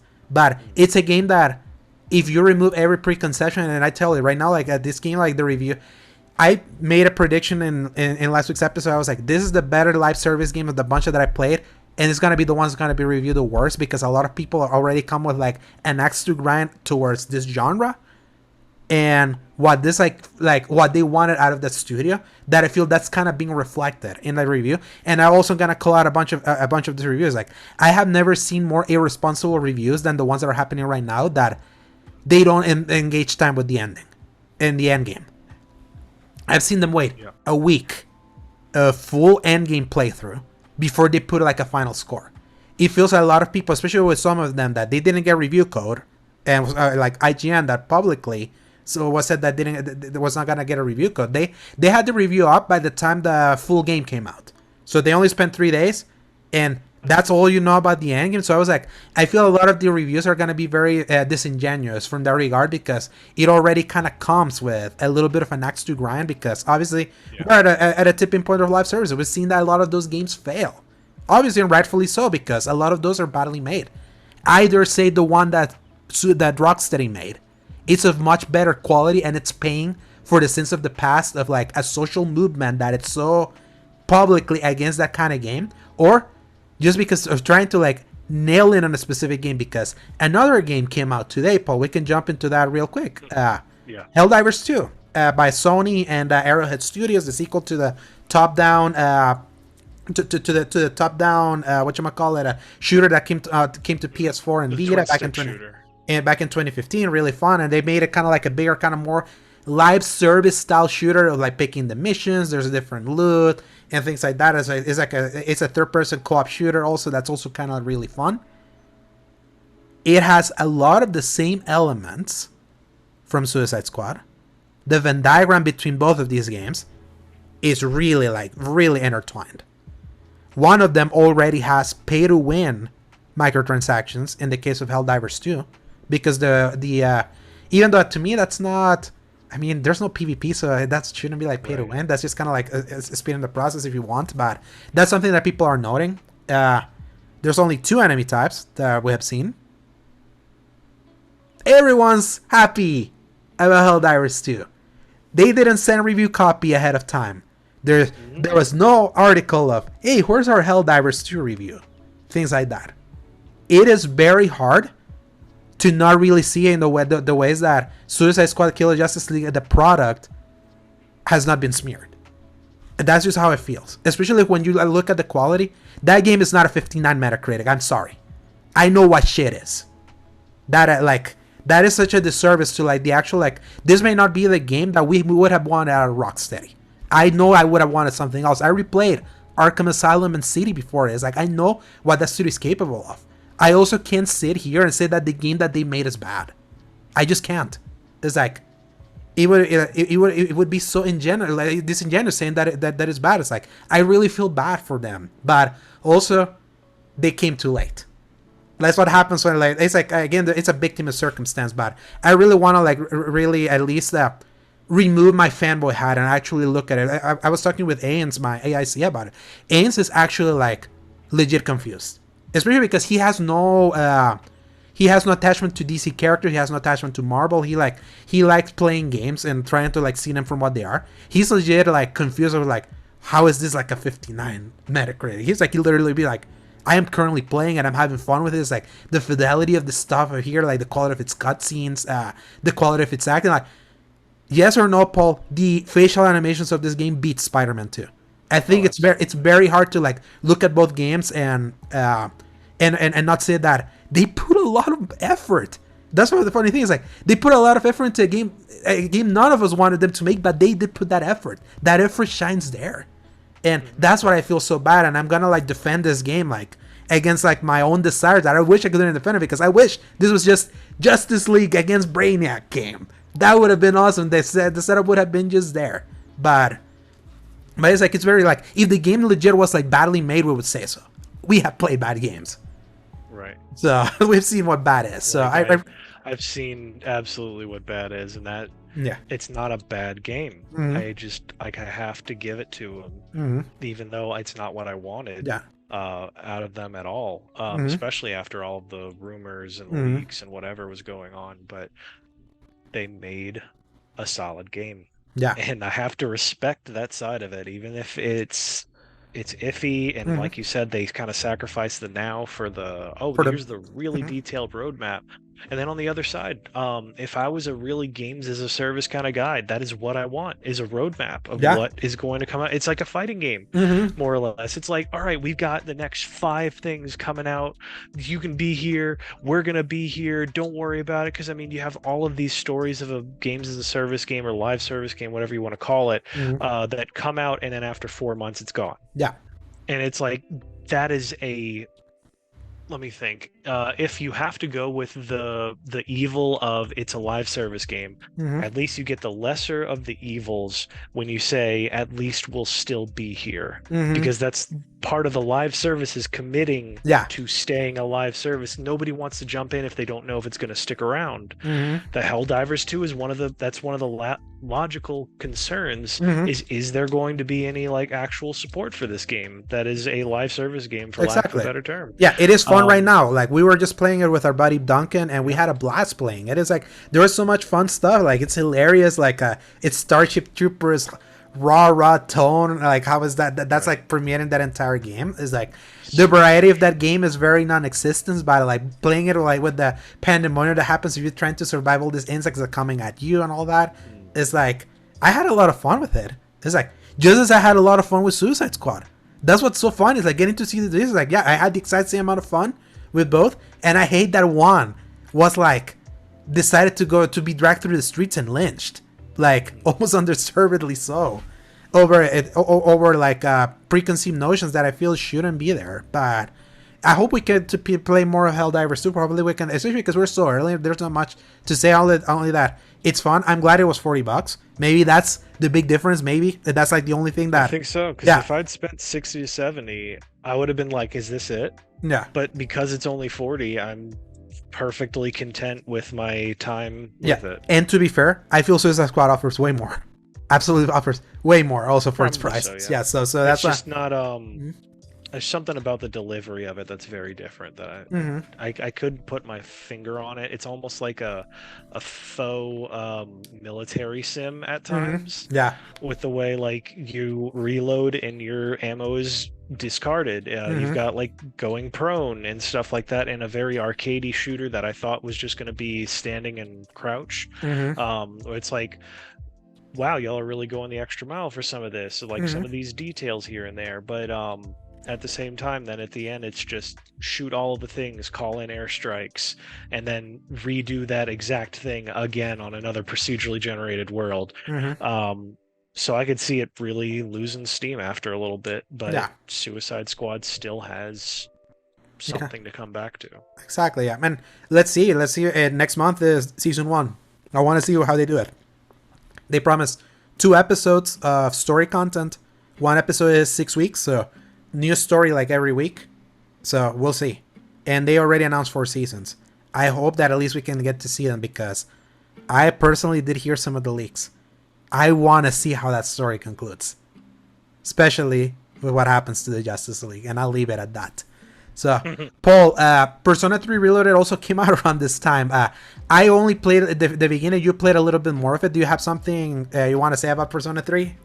Just that I was totally out of that game. I'm still a little salty about Persona 5 spending so long. 120 hours on it and just still not being at the end of it. Just how tiring that is, how much it was holding my hand. And then Persona 3 Reloaded came through and is like a streamlined version of 5, because you get all of the quality of life that 5 has offered essentially. Instead of like 5 different social link what is the attributes, of course, like your courage, your smarts, and all of that. There's only 3 to deal with. There's a lot less of the characters to really like juggle at all times. There's only like, as of right now, 2 locations you can really go to, but that aren't like school or your dorm, and it feels like it jumps you right into the action immediately, where like within the first 2 days or something, they're like, all right, here's this dungeon, you can go explore it if you want, have fun. And that was it. And like everything else has been, there's like no extra like Morgana telling you got to go straight to bed, you got to keep going, do this and do that, make sure you get this done, and it doesn't unload so much stuff on you that it's a nightmare. All of the social links are immediately put on your phone where you can know exactly where they are. It teleports you to them if you want to. You don't have to go hunt for it all the time. As of right now, it's very simple, and I am loving all of that, and I greatly appreciate everything that they've been doing for us. And also I really like the tone of it, immediately going to this darker, like, hey, there's this secret hour between 12 and 1 and people are literally going missing and potentially dying. You need to investigate that and also go to high school. And it's like, holy crap, okay, we're in. So yeah, I got sold for it immediately. I was really thinking it was going to be another 5, like drawn out tutorial process and everything, but they drop you right in, and it's all the best parts of what I liked about 5 when I was playing it, and now I really want them to redo this for the rest of the series. Yeah. Let's see if they do that for 4. Especially like the new art style that they adopted with 5 is so perfect for Persona, like moving away from those chibis. So I only played briefly.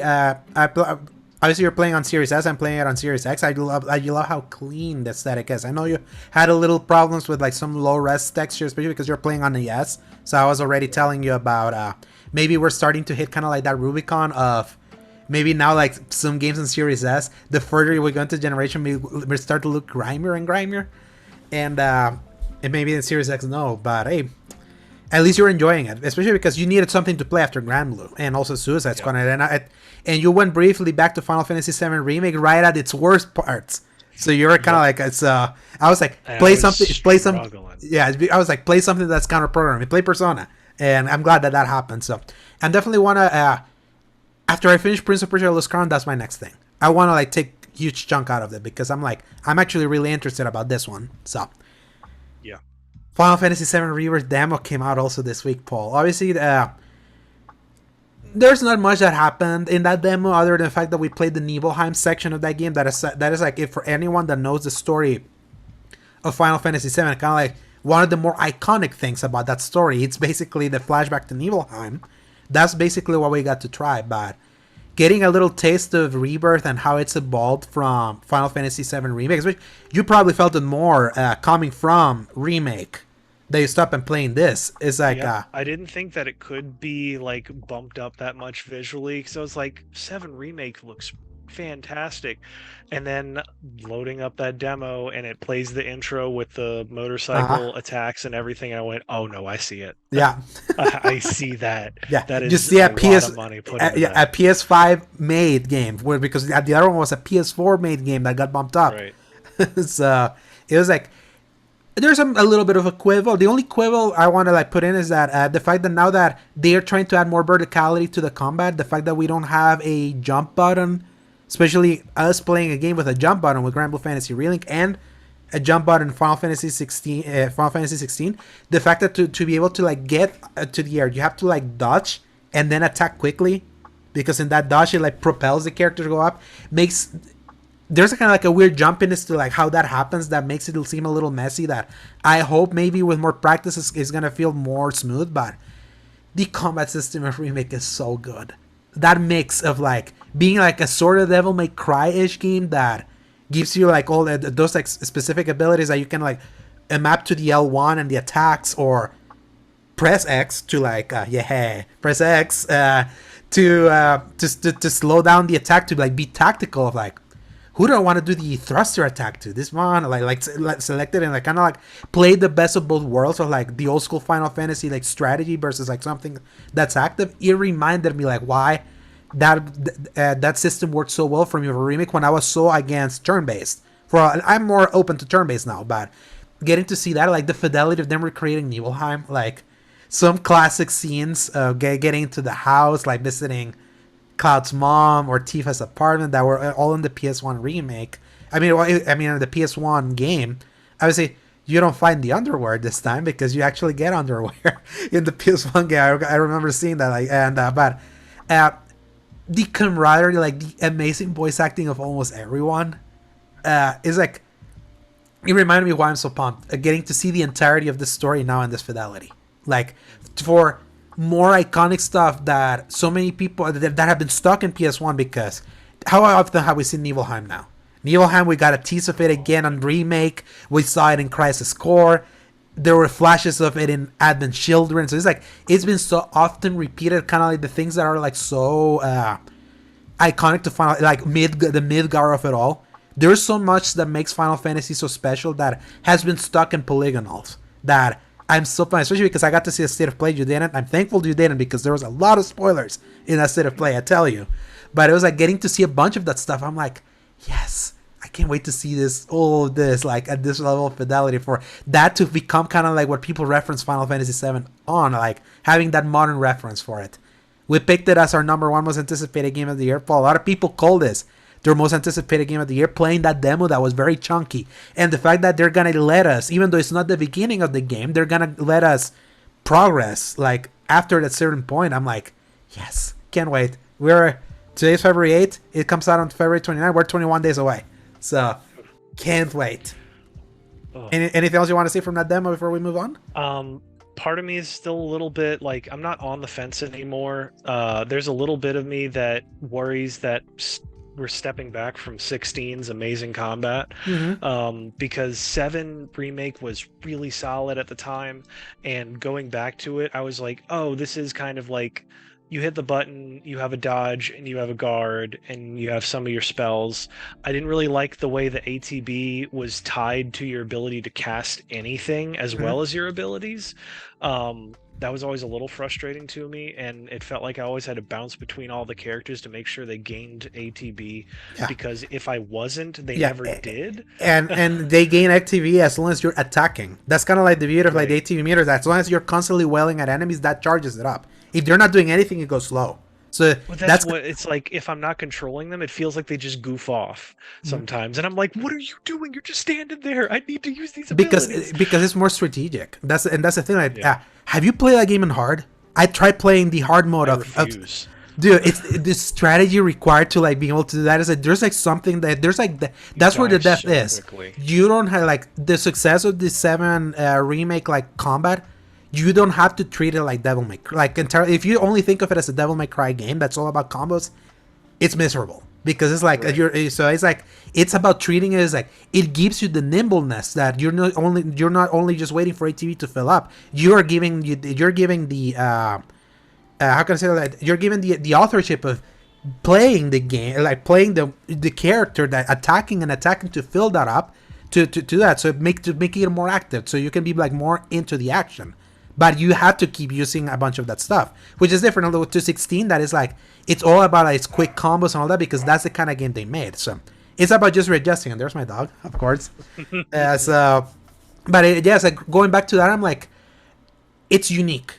Like it definitely like adds a unique flavor to its combat that exists next to the 16 combat, and I can't wait to play more, especially because I got to see more of like the synergy attacks of like the two pair the two pair of characters, some of like the special ways that each individual character can traverse the world and things like that. It's like they have gone for broke with this part with part 2. It's like they really like put everything, and I can't wait, can't wait. And I hope that they leave the story. I can't wait to see how they leave the story because we got a third part coming. So, Oh yeah. and I like the fact that you can then replay a bunch of the chapters, not with Cloud, but you can like mix and match. Like you see that? I saw That you was really retweeted cool. it. After you Yeah, after you like beat the game. replay the chapter, Yeah. you can then play without Cloud in Uh-huh. there. And I was like, ooh, that's gonna open things up for some variety. Oh yes. So, all right, Paul. Enough of like what we have been playing. We got a few news to talk about. So press X. Just a couple. Yeah. For some news.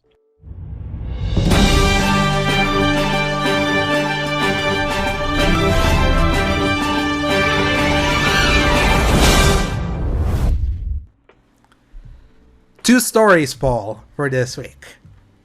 This one broke yesterday. Well, technically, yeah. I think it was yesterday that this broke because this was so weird. So, story by Tom Ivan from BGC. Disney is investing $1.5 billion in Epic Games and building a new universe connected to Fortnite. So, it said. So the company said on Wednesday that so basically in a joint statement, the company said on Wednesday they're partnering to create an all-new games and entertainment universe connected to Fortnite. In addition to being a world-class games experience and interoperating with Fortnite, the new persistent universe will offer a multitude of opportunities for consumers to play, watch, shop, and engage with content, characters, and stories from Disney, Pixar, Marvel, Star Wars, Avatar, and more, Disney said. Powered by Epic's Unreal Engine and launching soonish, according to the trailer they put the thing on, it will let users create their own stories and experiences and share content with each other. Our exciting new relationship with Epic Games will bring together Disney's beloved brands and franchises with the hugely popular Fortnite in a transformational new games and entertainment universe, said Disney CEO Bob Iger. This marks Disney's biggest entry ever into the world of games and offers significant opportunities for growth and expansion. We can't wait for fans to experience the Disney stories and worlds they love in groundbreaking new ways. Disney was one of the first companies to believe in the potential of bringing their worlds together with ours in Fortnite, and they use Unreal Engine across their portfolio, said Epic CEO Tim Sweeney. Now we're collaborating on something entirely new to build a persistent, open, and interoperable ecosystem that will bring together the Disney and Fortnite communities. Disney and Epic have a long-standing working relationship. The latter has contributed Unreal Engine technology to various Disney theme park rides and Star Wars movies, for example. while Fortnite has played home to Disney season collaborations and live events, including the Marvel Nexus War with Galactus, which attracted more than 15.3 million concurrent players. You saw the picture that I sent of like why, like what Bob Iger said, right? Like of why they did this. It's such a yeah. How can I say it? It makes perfect sense where it's like, oh yeah, they finally found out that video games make all of the money. Mm-hmm. The problem is they now found out video games make all of the money. Yeah. So here it is. This is what we always wanted, isn't it? Yeah. And what a incredibly like lazy way to do it, if I'm perfectly honest. Oh yeah. We definitely want to be like we see that gaming so big. It's like I think I have the quote because Jeff Keighley tweeted. It's like, when I saw Gen Z and Gen Alpha and Millennials, the amount of time they were spending in terms of total media screen time on video games, it was stunning, equal to what they spent on TV and movies. The conclusion it reached, we have to be there. How to be there? Yeah, let's just buy our way into like trying to connect our properties to Fortnite. That's our big entry to video games. Our grand entry, not like a full commitment of making individual different games that are gonna like entertain people. No, it's like, let's just hook in for the people that are already so entrenched into the Fortnite ecosystem that we had previously let them do crossover stuff and all that. It's like someone made a really like astute point, and that I do believe, and I believe that is like being in the video game industry, it's a confluence of business acumen and creativity. It's like you gotta nail both. And if there's something that like the big entrants, like when Google tried to get in or when Amazon tried to get in, how do they try to get in? They try to brute force themselves into those things by spending a ginormous amount of money. But they didn't have the culture, they didn't have the know-how how to do stuff. So it's like, to me, I hear this kind of announcement. To me, it's like, that is so freaking lazy, because it's like, so instead of us getting maybe individual Disney or Pixar or Marvel and Star Wars games, like we have at least been getting with Star Wars and Marvel, it's like they're trying to like be like the most like the least creative way possible. Just like tie yourself to the hip with the most popular game in the world. From a business perspective, I see it. I also hate it. So I also kind of hate it because it's just so cynical. It's just so downright cynical. And pertains the worst when it comes to like businessmen trying to like understand a medium they don't really understand. Let us not forget, because it was so funny, because I posted that quote on our chat because it was quoted by Hoglaw, by Rick Hogue, that it was like so this is kind of like my feelings when it was like that feeling when you most recently shut down the efforts of the company that wound up making the highest selling game of 2023. In reference, Disney used to make games. They had the Disney Interactive logo, if you remember it. It was like a circle and blue thing. Mm-hmm. They made games like Disney Infinity. There used to be like a Pirates of the Caribbean game they had in development. They made Split Second, exactly. So it was like they used to make really games. Good racing game. Yeah, guys. Yeah, and then they shut it up because they were like, oh yeah, making games is too hard, and we're not making the money, so we might as well just license stuff. So that's to me why I cringe as this announcement, or like, these are the people that they decided we're not gonna be in games because we can't do it. Oh no, we wanna be in these games, we still can't do it. We're just gonna like try to invest all this money into like the only one, and say it basically feels like you're doing the my work here is done kind of like that meme. It's like, but you haven't done anything. Exactly, yeah. So it's like this sucks. I wish it was not under Bob Iger. That is like under Bob Iger, Disney has been so creatively. Even Bob Chapek, which also got fired, is like the safest, most boring company. That is just about raking the millions. So more crossovers, or maybe it's like you're gonna get your Disney games within Fortnite. Maybe this sounds like, oh look, there's that racing game inside Fortnite. There's a guitar here. I realized that Sebastian was briefly blessed with Apollo's gift of prophecy when he said, "Why don't you Suicide Squad, right? Fortnite." Yeah, shoot.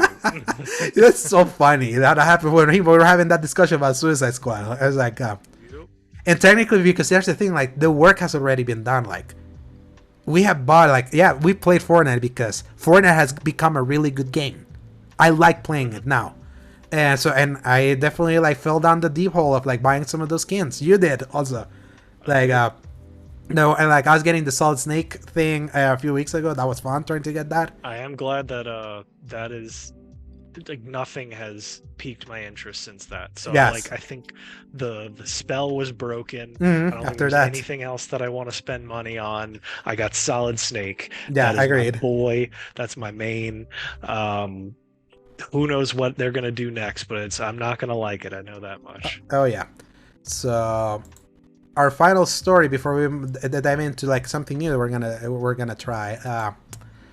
Microsoft will update fans on its vision for the future of Xbox next week. So, Are we what? gonna talk about what led to this, by the way? It's in the story, so that's why I put it there. Okay, cool. So, over the weekend, it was claimed that Bethesda's Starfield and its upcoming Indiana Jones and the Great Circle would be released for PS5, in addition to previously rumored Hi-Fi Rush and Sea of Thieves ports for Sony's console and Nintendo Switch. And earlier this week, it was claimed that Microsoft is considering bringing the Gears of War franchise to PlayStation also. With speculation about a new strategy for the Xbox business mounting, Microsoft's head of gaming released a statement on Monday telling fans that more will become clear next week. "We're listening and we hear you," Phil Spencer wrote on X. "We've been planning a business update event for next week, where we look forward to sharing more details with you about our vision for the future of Xbox. Stay tuned." Should recent reports prove to be accurate, on the surface the move will represent a significant change in Microsoft's gaming hit strategy, which has previously seen it keep its biggest titles exclusive to its console, other than those which were originally multi-platform before being acquired by Xbox, such as Minecraft or The Elder Scrolls Online. However, Xbox already releases all of its first-party games on PC immediately, and PS5 and Switch reportedly outselling the Xbox Series X console significantly. It's possible the company has decided that potential software sales can no longer be ignored.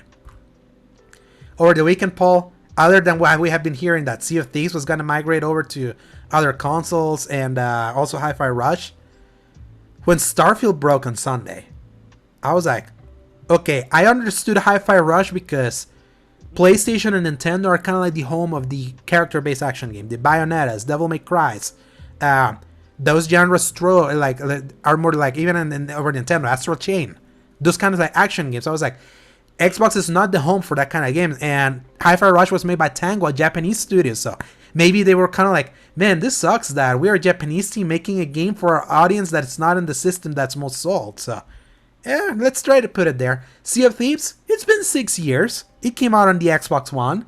It's a live service game. It's probably plateauing. We kind of need more players. We have said that live service games can be the games that can go all over the place. Let's do it. So I was like, okay, it's a slippery slope, but I mean, we'll see.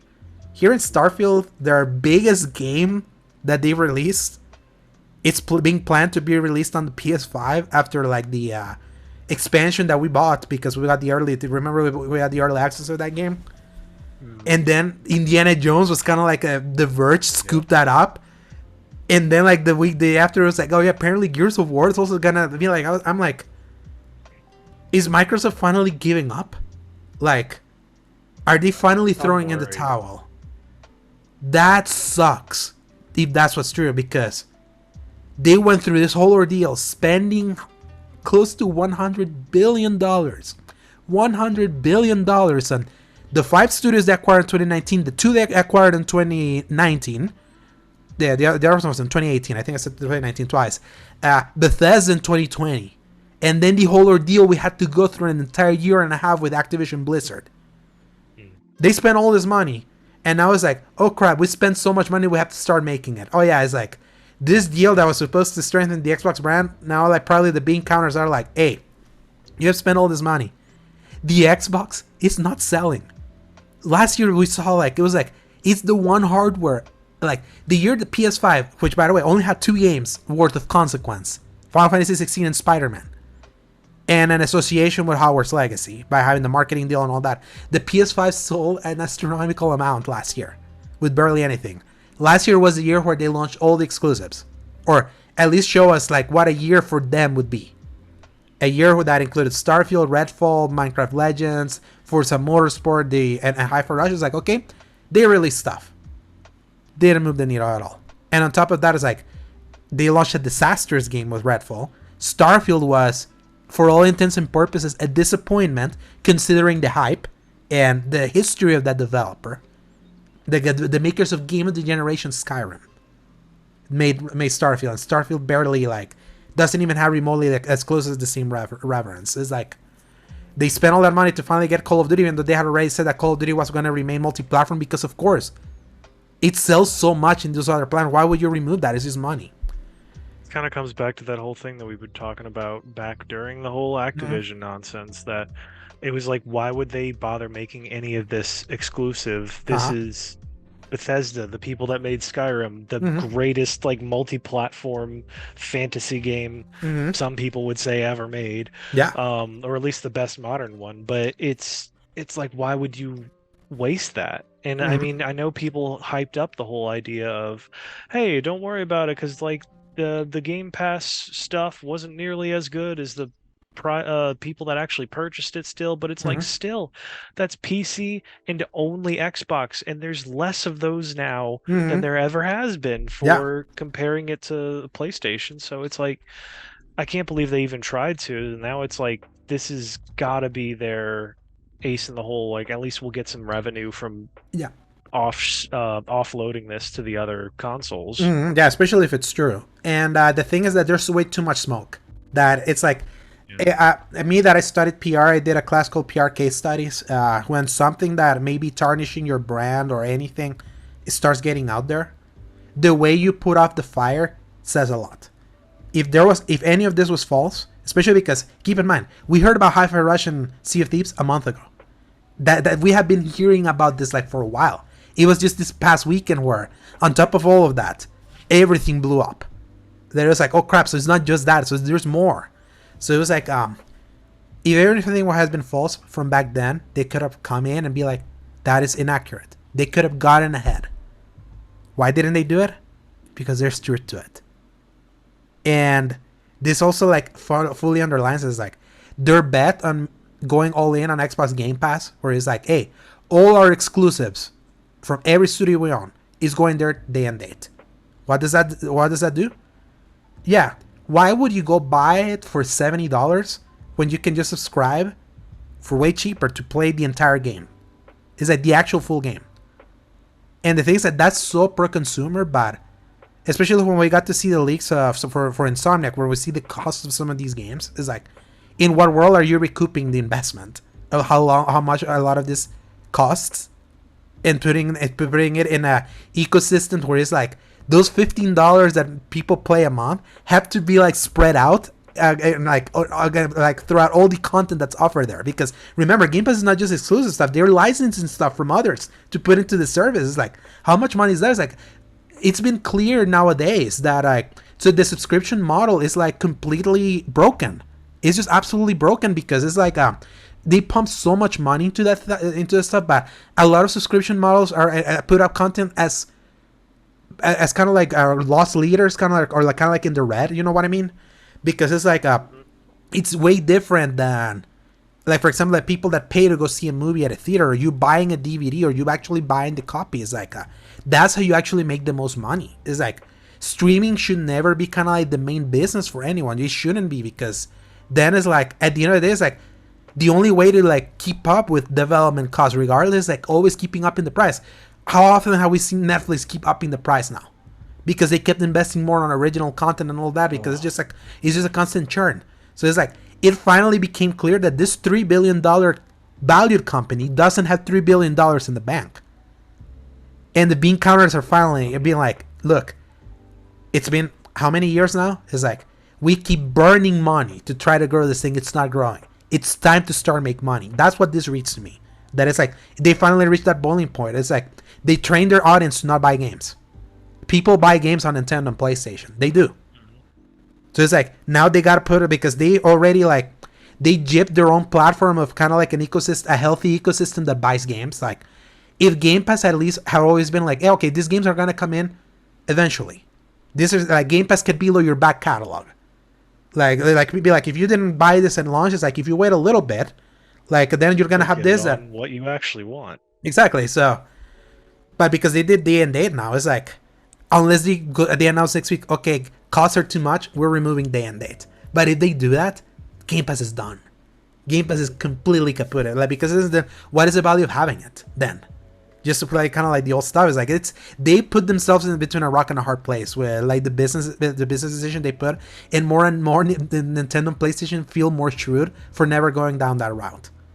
Because even then it's like, I said it before, kind of like one of my big things of why like I feel such an apathy towards Spider-Man 2 is how much that thing costs, and the cost is not even reflected in the screen. And me being scared about like what costs are for game development now.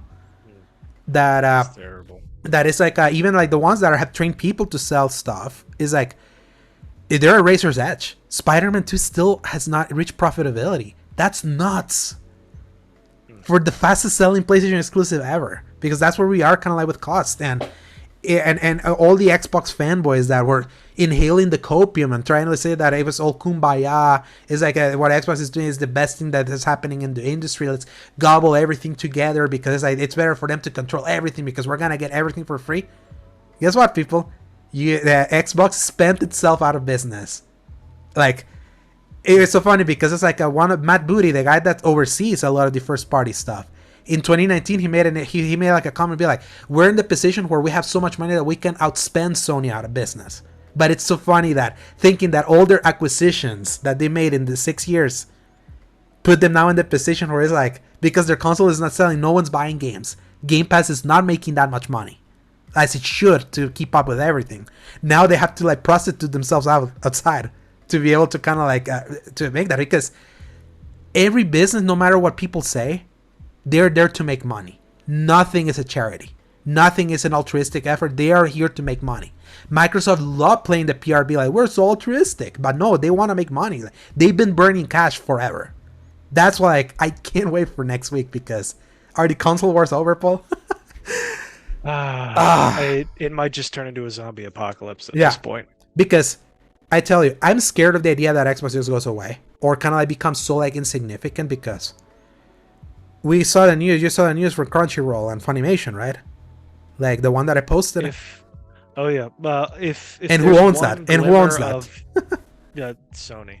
Yeah. But like, if there's one hope that I have about this is that even if Xbox backs out of it, there's always going to be somebody else. Because if there's one thing I've learned from capitalism, it's that everybody's greedy. Yeah. And everybody's going to do something. Now the power dichotomy is going to be freaking destruction on Sony's side, but somebody's going to step up, I'm hoping, if Xbox really drops the ball here. But I think that they're not done yet. They just really have to completely reorganize what they're going to be doing. Yeah.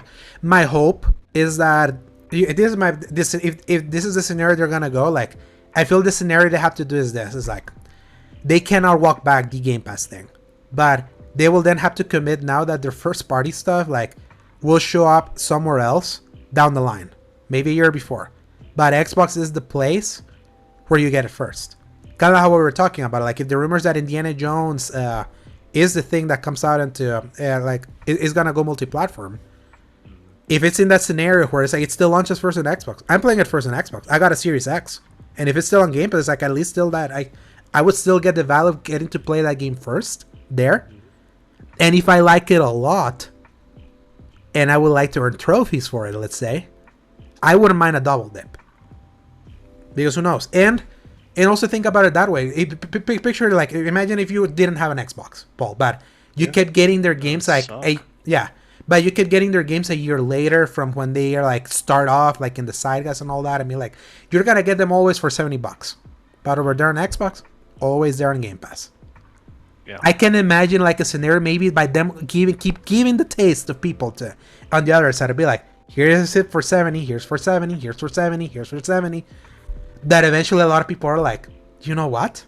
Some of these games are really good. They launched there first.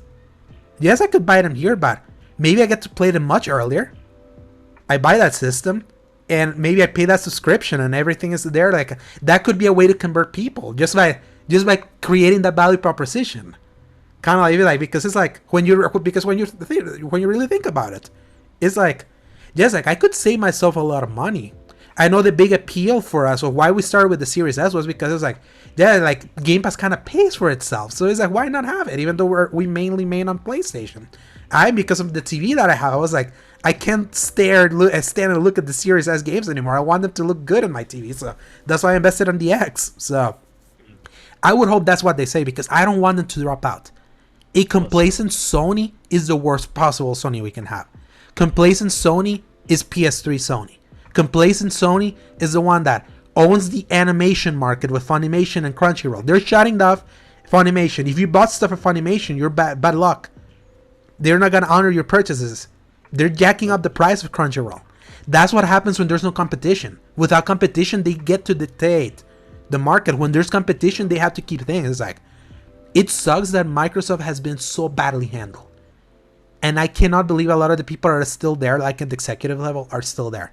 I'm sorry, Zach, I know Phil Spencer has been a really good dude and all that, but it's like, can you imagine how much rope they've given this dude? For Xbox. It's just, I'm at this point where I'm like, I need to just go back and play some video games instead of talking about them, because it just makes me depressed now. Yes. But I'm hoping so badly that this isn't the start of something really negative, like the sea of negative that's been going on, but just like a repivoting, strategic move for them. And maybe it's going to give them more of what they can do and what they can focus on. Maybe they can keep Game Pass around if they just multi-platform out some of their stuff after a delay. I mean, that's what everybody's been doing for the PC crowd forever. Yeah. So who knows? Yeah, but I'm hoping though. I'm like, no matter what, I still root for them. I root for 3 healthy competitors. When all 3 are healthy, it's better for us. And this will, like, especially if you're on PlayStation, it's like, if you're celebrating like the potential death of the Xbox, be careful what you wish for. I always will keep saying that. It's like, I have lived, especially me, that I've been with the Sony ecosystem for so long. You don't want a complacent Sony. We have already seen a little bit of what a complacent Sony feels like, especially under the Jim Ryan era, that took us for granted because everything was so going so good for them. So now, Paul, like, because usually we have to read through so many news, now we're trying to consolidate at least the very important ones for discussion, but then I want to like mention at least some important headlines for people to know, and we got a few of them. So we're entering quick headlines, and I'm going to read a few that are basically self-explanatory. Headline number 1. Spider-Man 2's New Game Plus update confirmed for March 7th. The update will also introduce audio descriptions, plus the ability to change the time of day, add new suits, swap tender colors, replay missions, and more. I cannot believe, Paul, that it's taking this long for New Game Plus to show up. That's 4 months later than when we got it in 2018. And at the risk of letting you go off on another tirade, do you want me to just go ahead and read the rest of these? Yes. So headline number 2. Headline number 2. Yeah.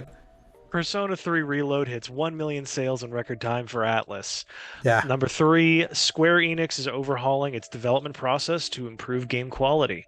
Number 4, Capcom's survey asks players if they want to see sequels or remakes of lapsed series. Okami, Dead Rising, Dino Crisis, Final Fight, and Versus Capcom are among the series named.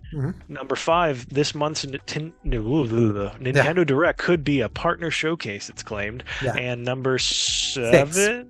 6, sorry. Ubisoft says Assassin's Creed codename Red will be released by March 2025. Star Wars Outlaws is still slated for the end of the year. Yeah, so those are kind of like important headlines. Going on, that's for sure. Yeah, that's some interesting headlines, or you can go check out over at bgc.com. I got to read a few of them really quickly just to kind of see like the Square Enix one, that they're trying to consolidate all development in-house instead of trying to rely so much from like outside partners. The Capcom one, people want Dino Crisis so much. It's like they want it so. The dead ones. I'm over here on the fringe where I'm like, I want another Devil May Cry, and at least mine came out in the last 10 years. But golly, all the rest of those are struggling. Yes, and Nintendo Direct, like the being a partner showcase means that not much first party stuff, so a bunch of indies and other stuff. So not gonna be too exciting if a Nintendo Direct if it's just a partner Direct, but who knows? I mean, we're in the wind down phase of Nintendo. Supposedly this is the year of the Switch 2. And Assassin's Creed codename Red, like coming out in March 2025. I'm like, I kind of by March 2025, I kind of appreciate gaps we're getting with Assassin's Creed games instead of like back-to-back years. It makes you miss it a lot. And I'm glad that they reconfirmed that Star Wars Outlaws is still slated for the end of the year, even if it's December. I still want it out for this year. And then for Spider-Man, without going too hard on a tirade, March 7th is my last straw with that game. I went back to that game. Yeah. It's even more buggier than when I played it at launch. With everything that has been surrounded, I have such a negative opinion of this game that I hope to God that the reason why they have lasted this long waiting to develop this New Game Plus thing is because they understand that whatever they've been doing through patching has been breaking the game. I trust the people that told me at launch when they reviewed that game those problems weren't there. That was broken by the day one patch. And unfortunately in that Russian roulette I suffered the most out of a kind of like our little circle. And I still keep suffering. I see there's so much good in that game. I hate that. I hate it because of how that experience happened and the leaks painting me a different opinion about Insomniac. So it's like I'm hoping March 7th they took, because now when that patch comes in and the more thing, maybe there's more content, who knows, they're gonna come with even more surprises, because I want them to go above and beyond like what they want, so that at least like my opinion can change. Look, everyone remember I was very negative in Ragnarok, and then Valhalla comes in and then reminds me of why that game was great. So Paul, it's time for the releases for February 11th to February 17th for 2024. We get Banishers, Ghosts of New Eden, PlayStation 5, Xbox Series X and S, and PC on February 13th. Dragon Quest Builders on PC, February 13th. Islands of Insight on PC, February 13th. Lysfanga, The Time Shift Warrior on PC, February 13th. Ultros, PlayStation 5, PlayStation 4, and PC, also on February 13th. And really breaking things up for the next one. Arzette, The Jewel of Faramore, PlayStation 5, Xbox Series X and S, and PlayStation 4, Xbox One, Switch, and PC on February 14th. Tomb Raider 1 through 3 remastered, PlayStation 5, Xbox Series X and S, PlayStation 4, Xbox One, Switch, and PC on February 14th. A Little to the Left, PlayStation 5, Xbox Series X and S, PlayStation 4, Xbox One, February 15th. Played Up with an exclamation point. PlayStation 5, Xbox Series X and S, PlayStation 4, and Switch on February 15th. Mario vs. Donkey Kong, Switch on February 16th. And Skull and Bones, PlayStation 5, Xbox Series X and S, Stadia, and PC on February 16th. Yeah. I think that's probably a typo for the Game Informer thing, because Stadia has been more dead. Like the flowers are popping for they Stadia. Shut that sucker down long ago. From this list, Paul, I was interested in Banishers, Ghosts of New Eden, and let's just say I've been hearing stuff. We'll hear more about. And I do hear Dragon Quest Builders is a very solid game. But that's already been on consoles. So that's been on consoles for a while. So this is just a PC version. Ultros, another PS5 only release for this year. They have so many PS5, PS4 only stuff releasing. The Tomb Raider 1 through Remastered, ironically, is suffering Modern Warfare 3 syndrome, where it's gonna come with a huge list of trophies for trophy hunters. But on PS5 there's no platinum trophy, but on PS4 there is. Which everyone was like, what? Why? It's like, what does that happen? And Skull and Bones, I didn't put it in the games that we played because I played it briefly. There's the open beta happening right now, and the only thing I want to say is they nailed one element that made Black Flag so good. And it's sad that they didn't nail everything else.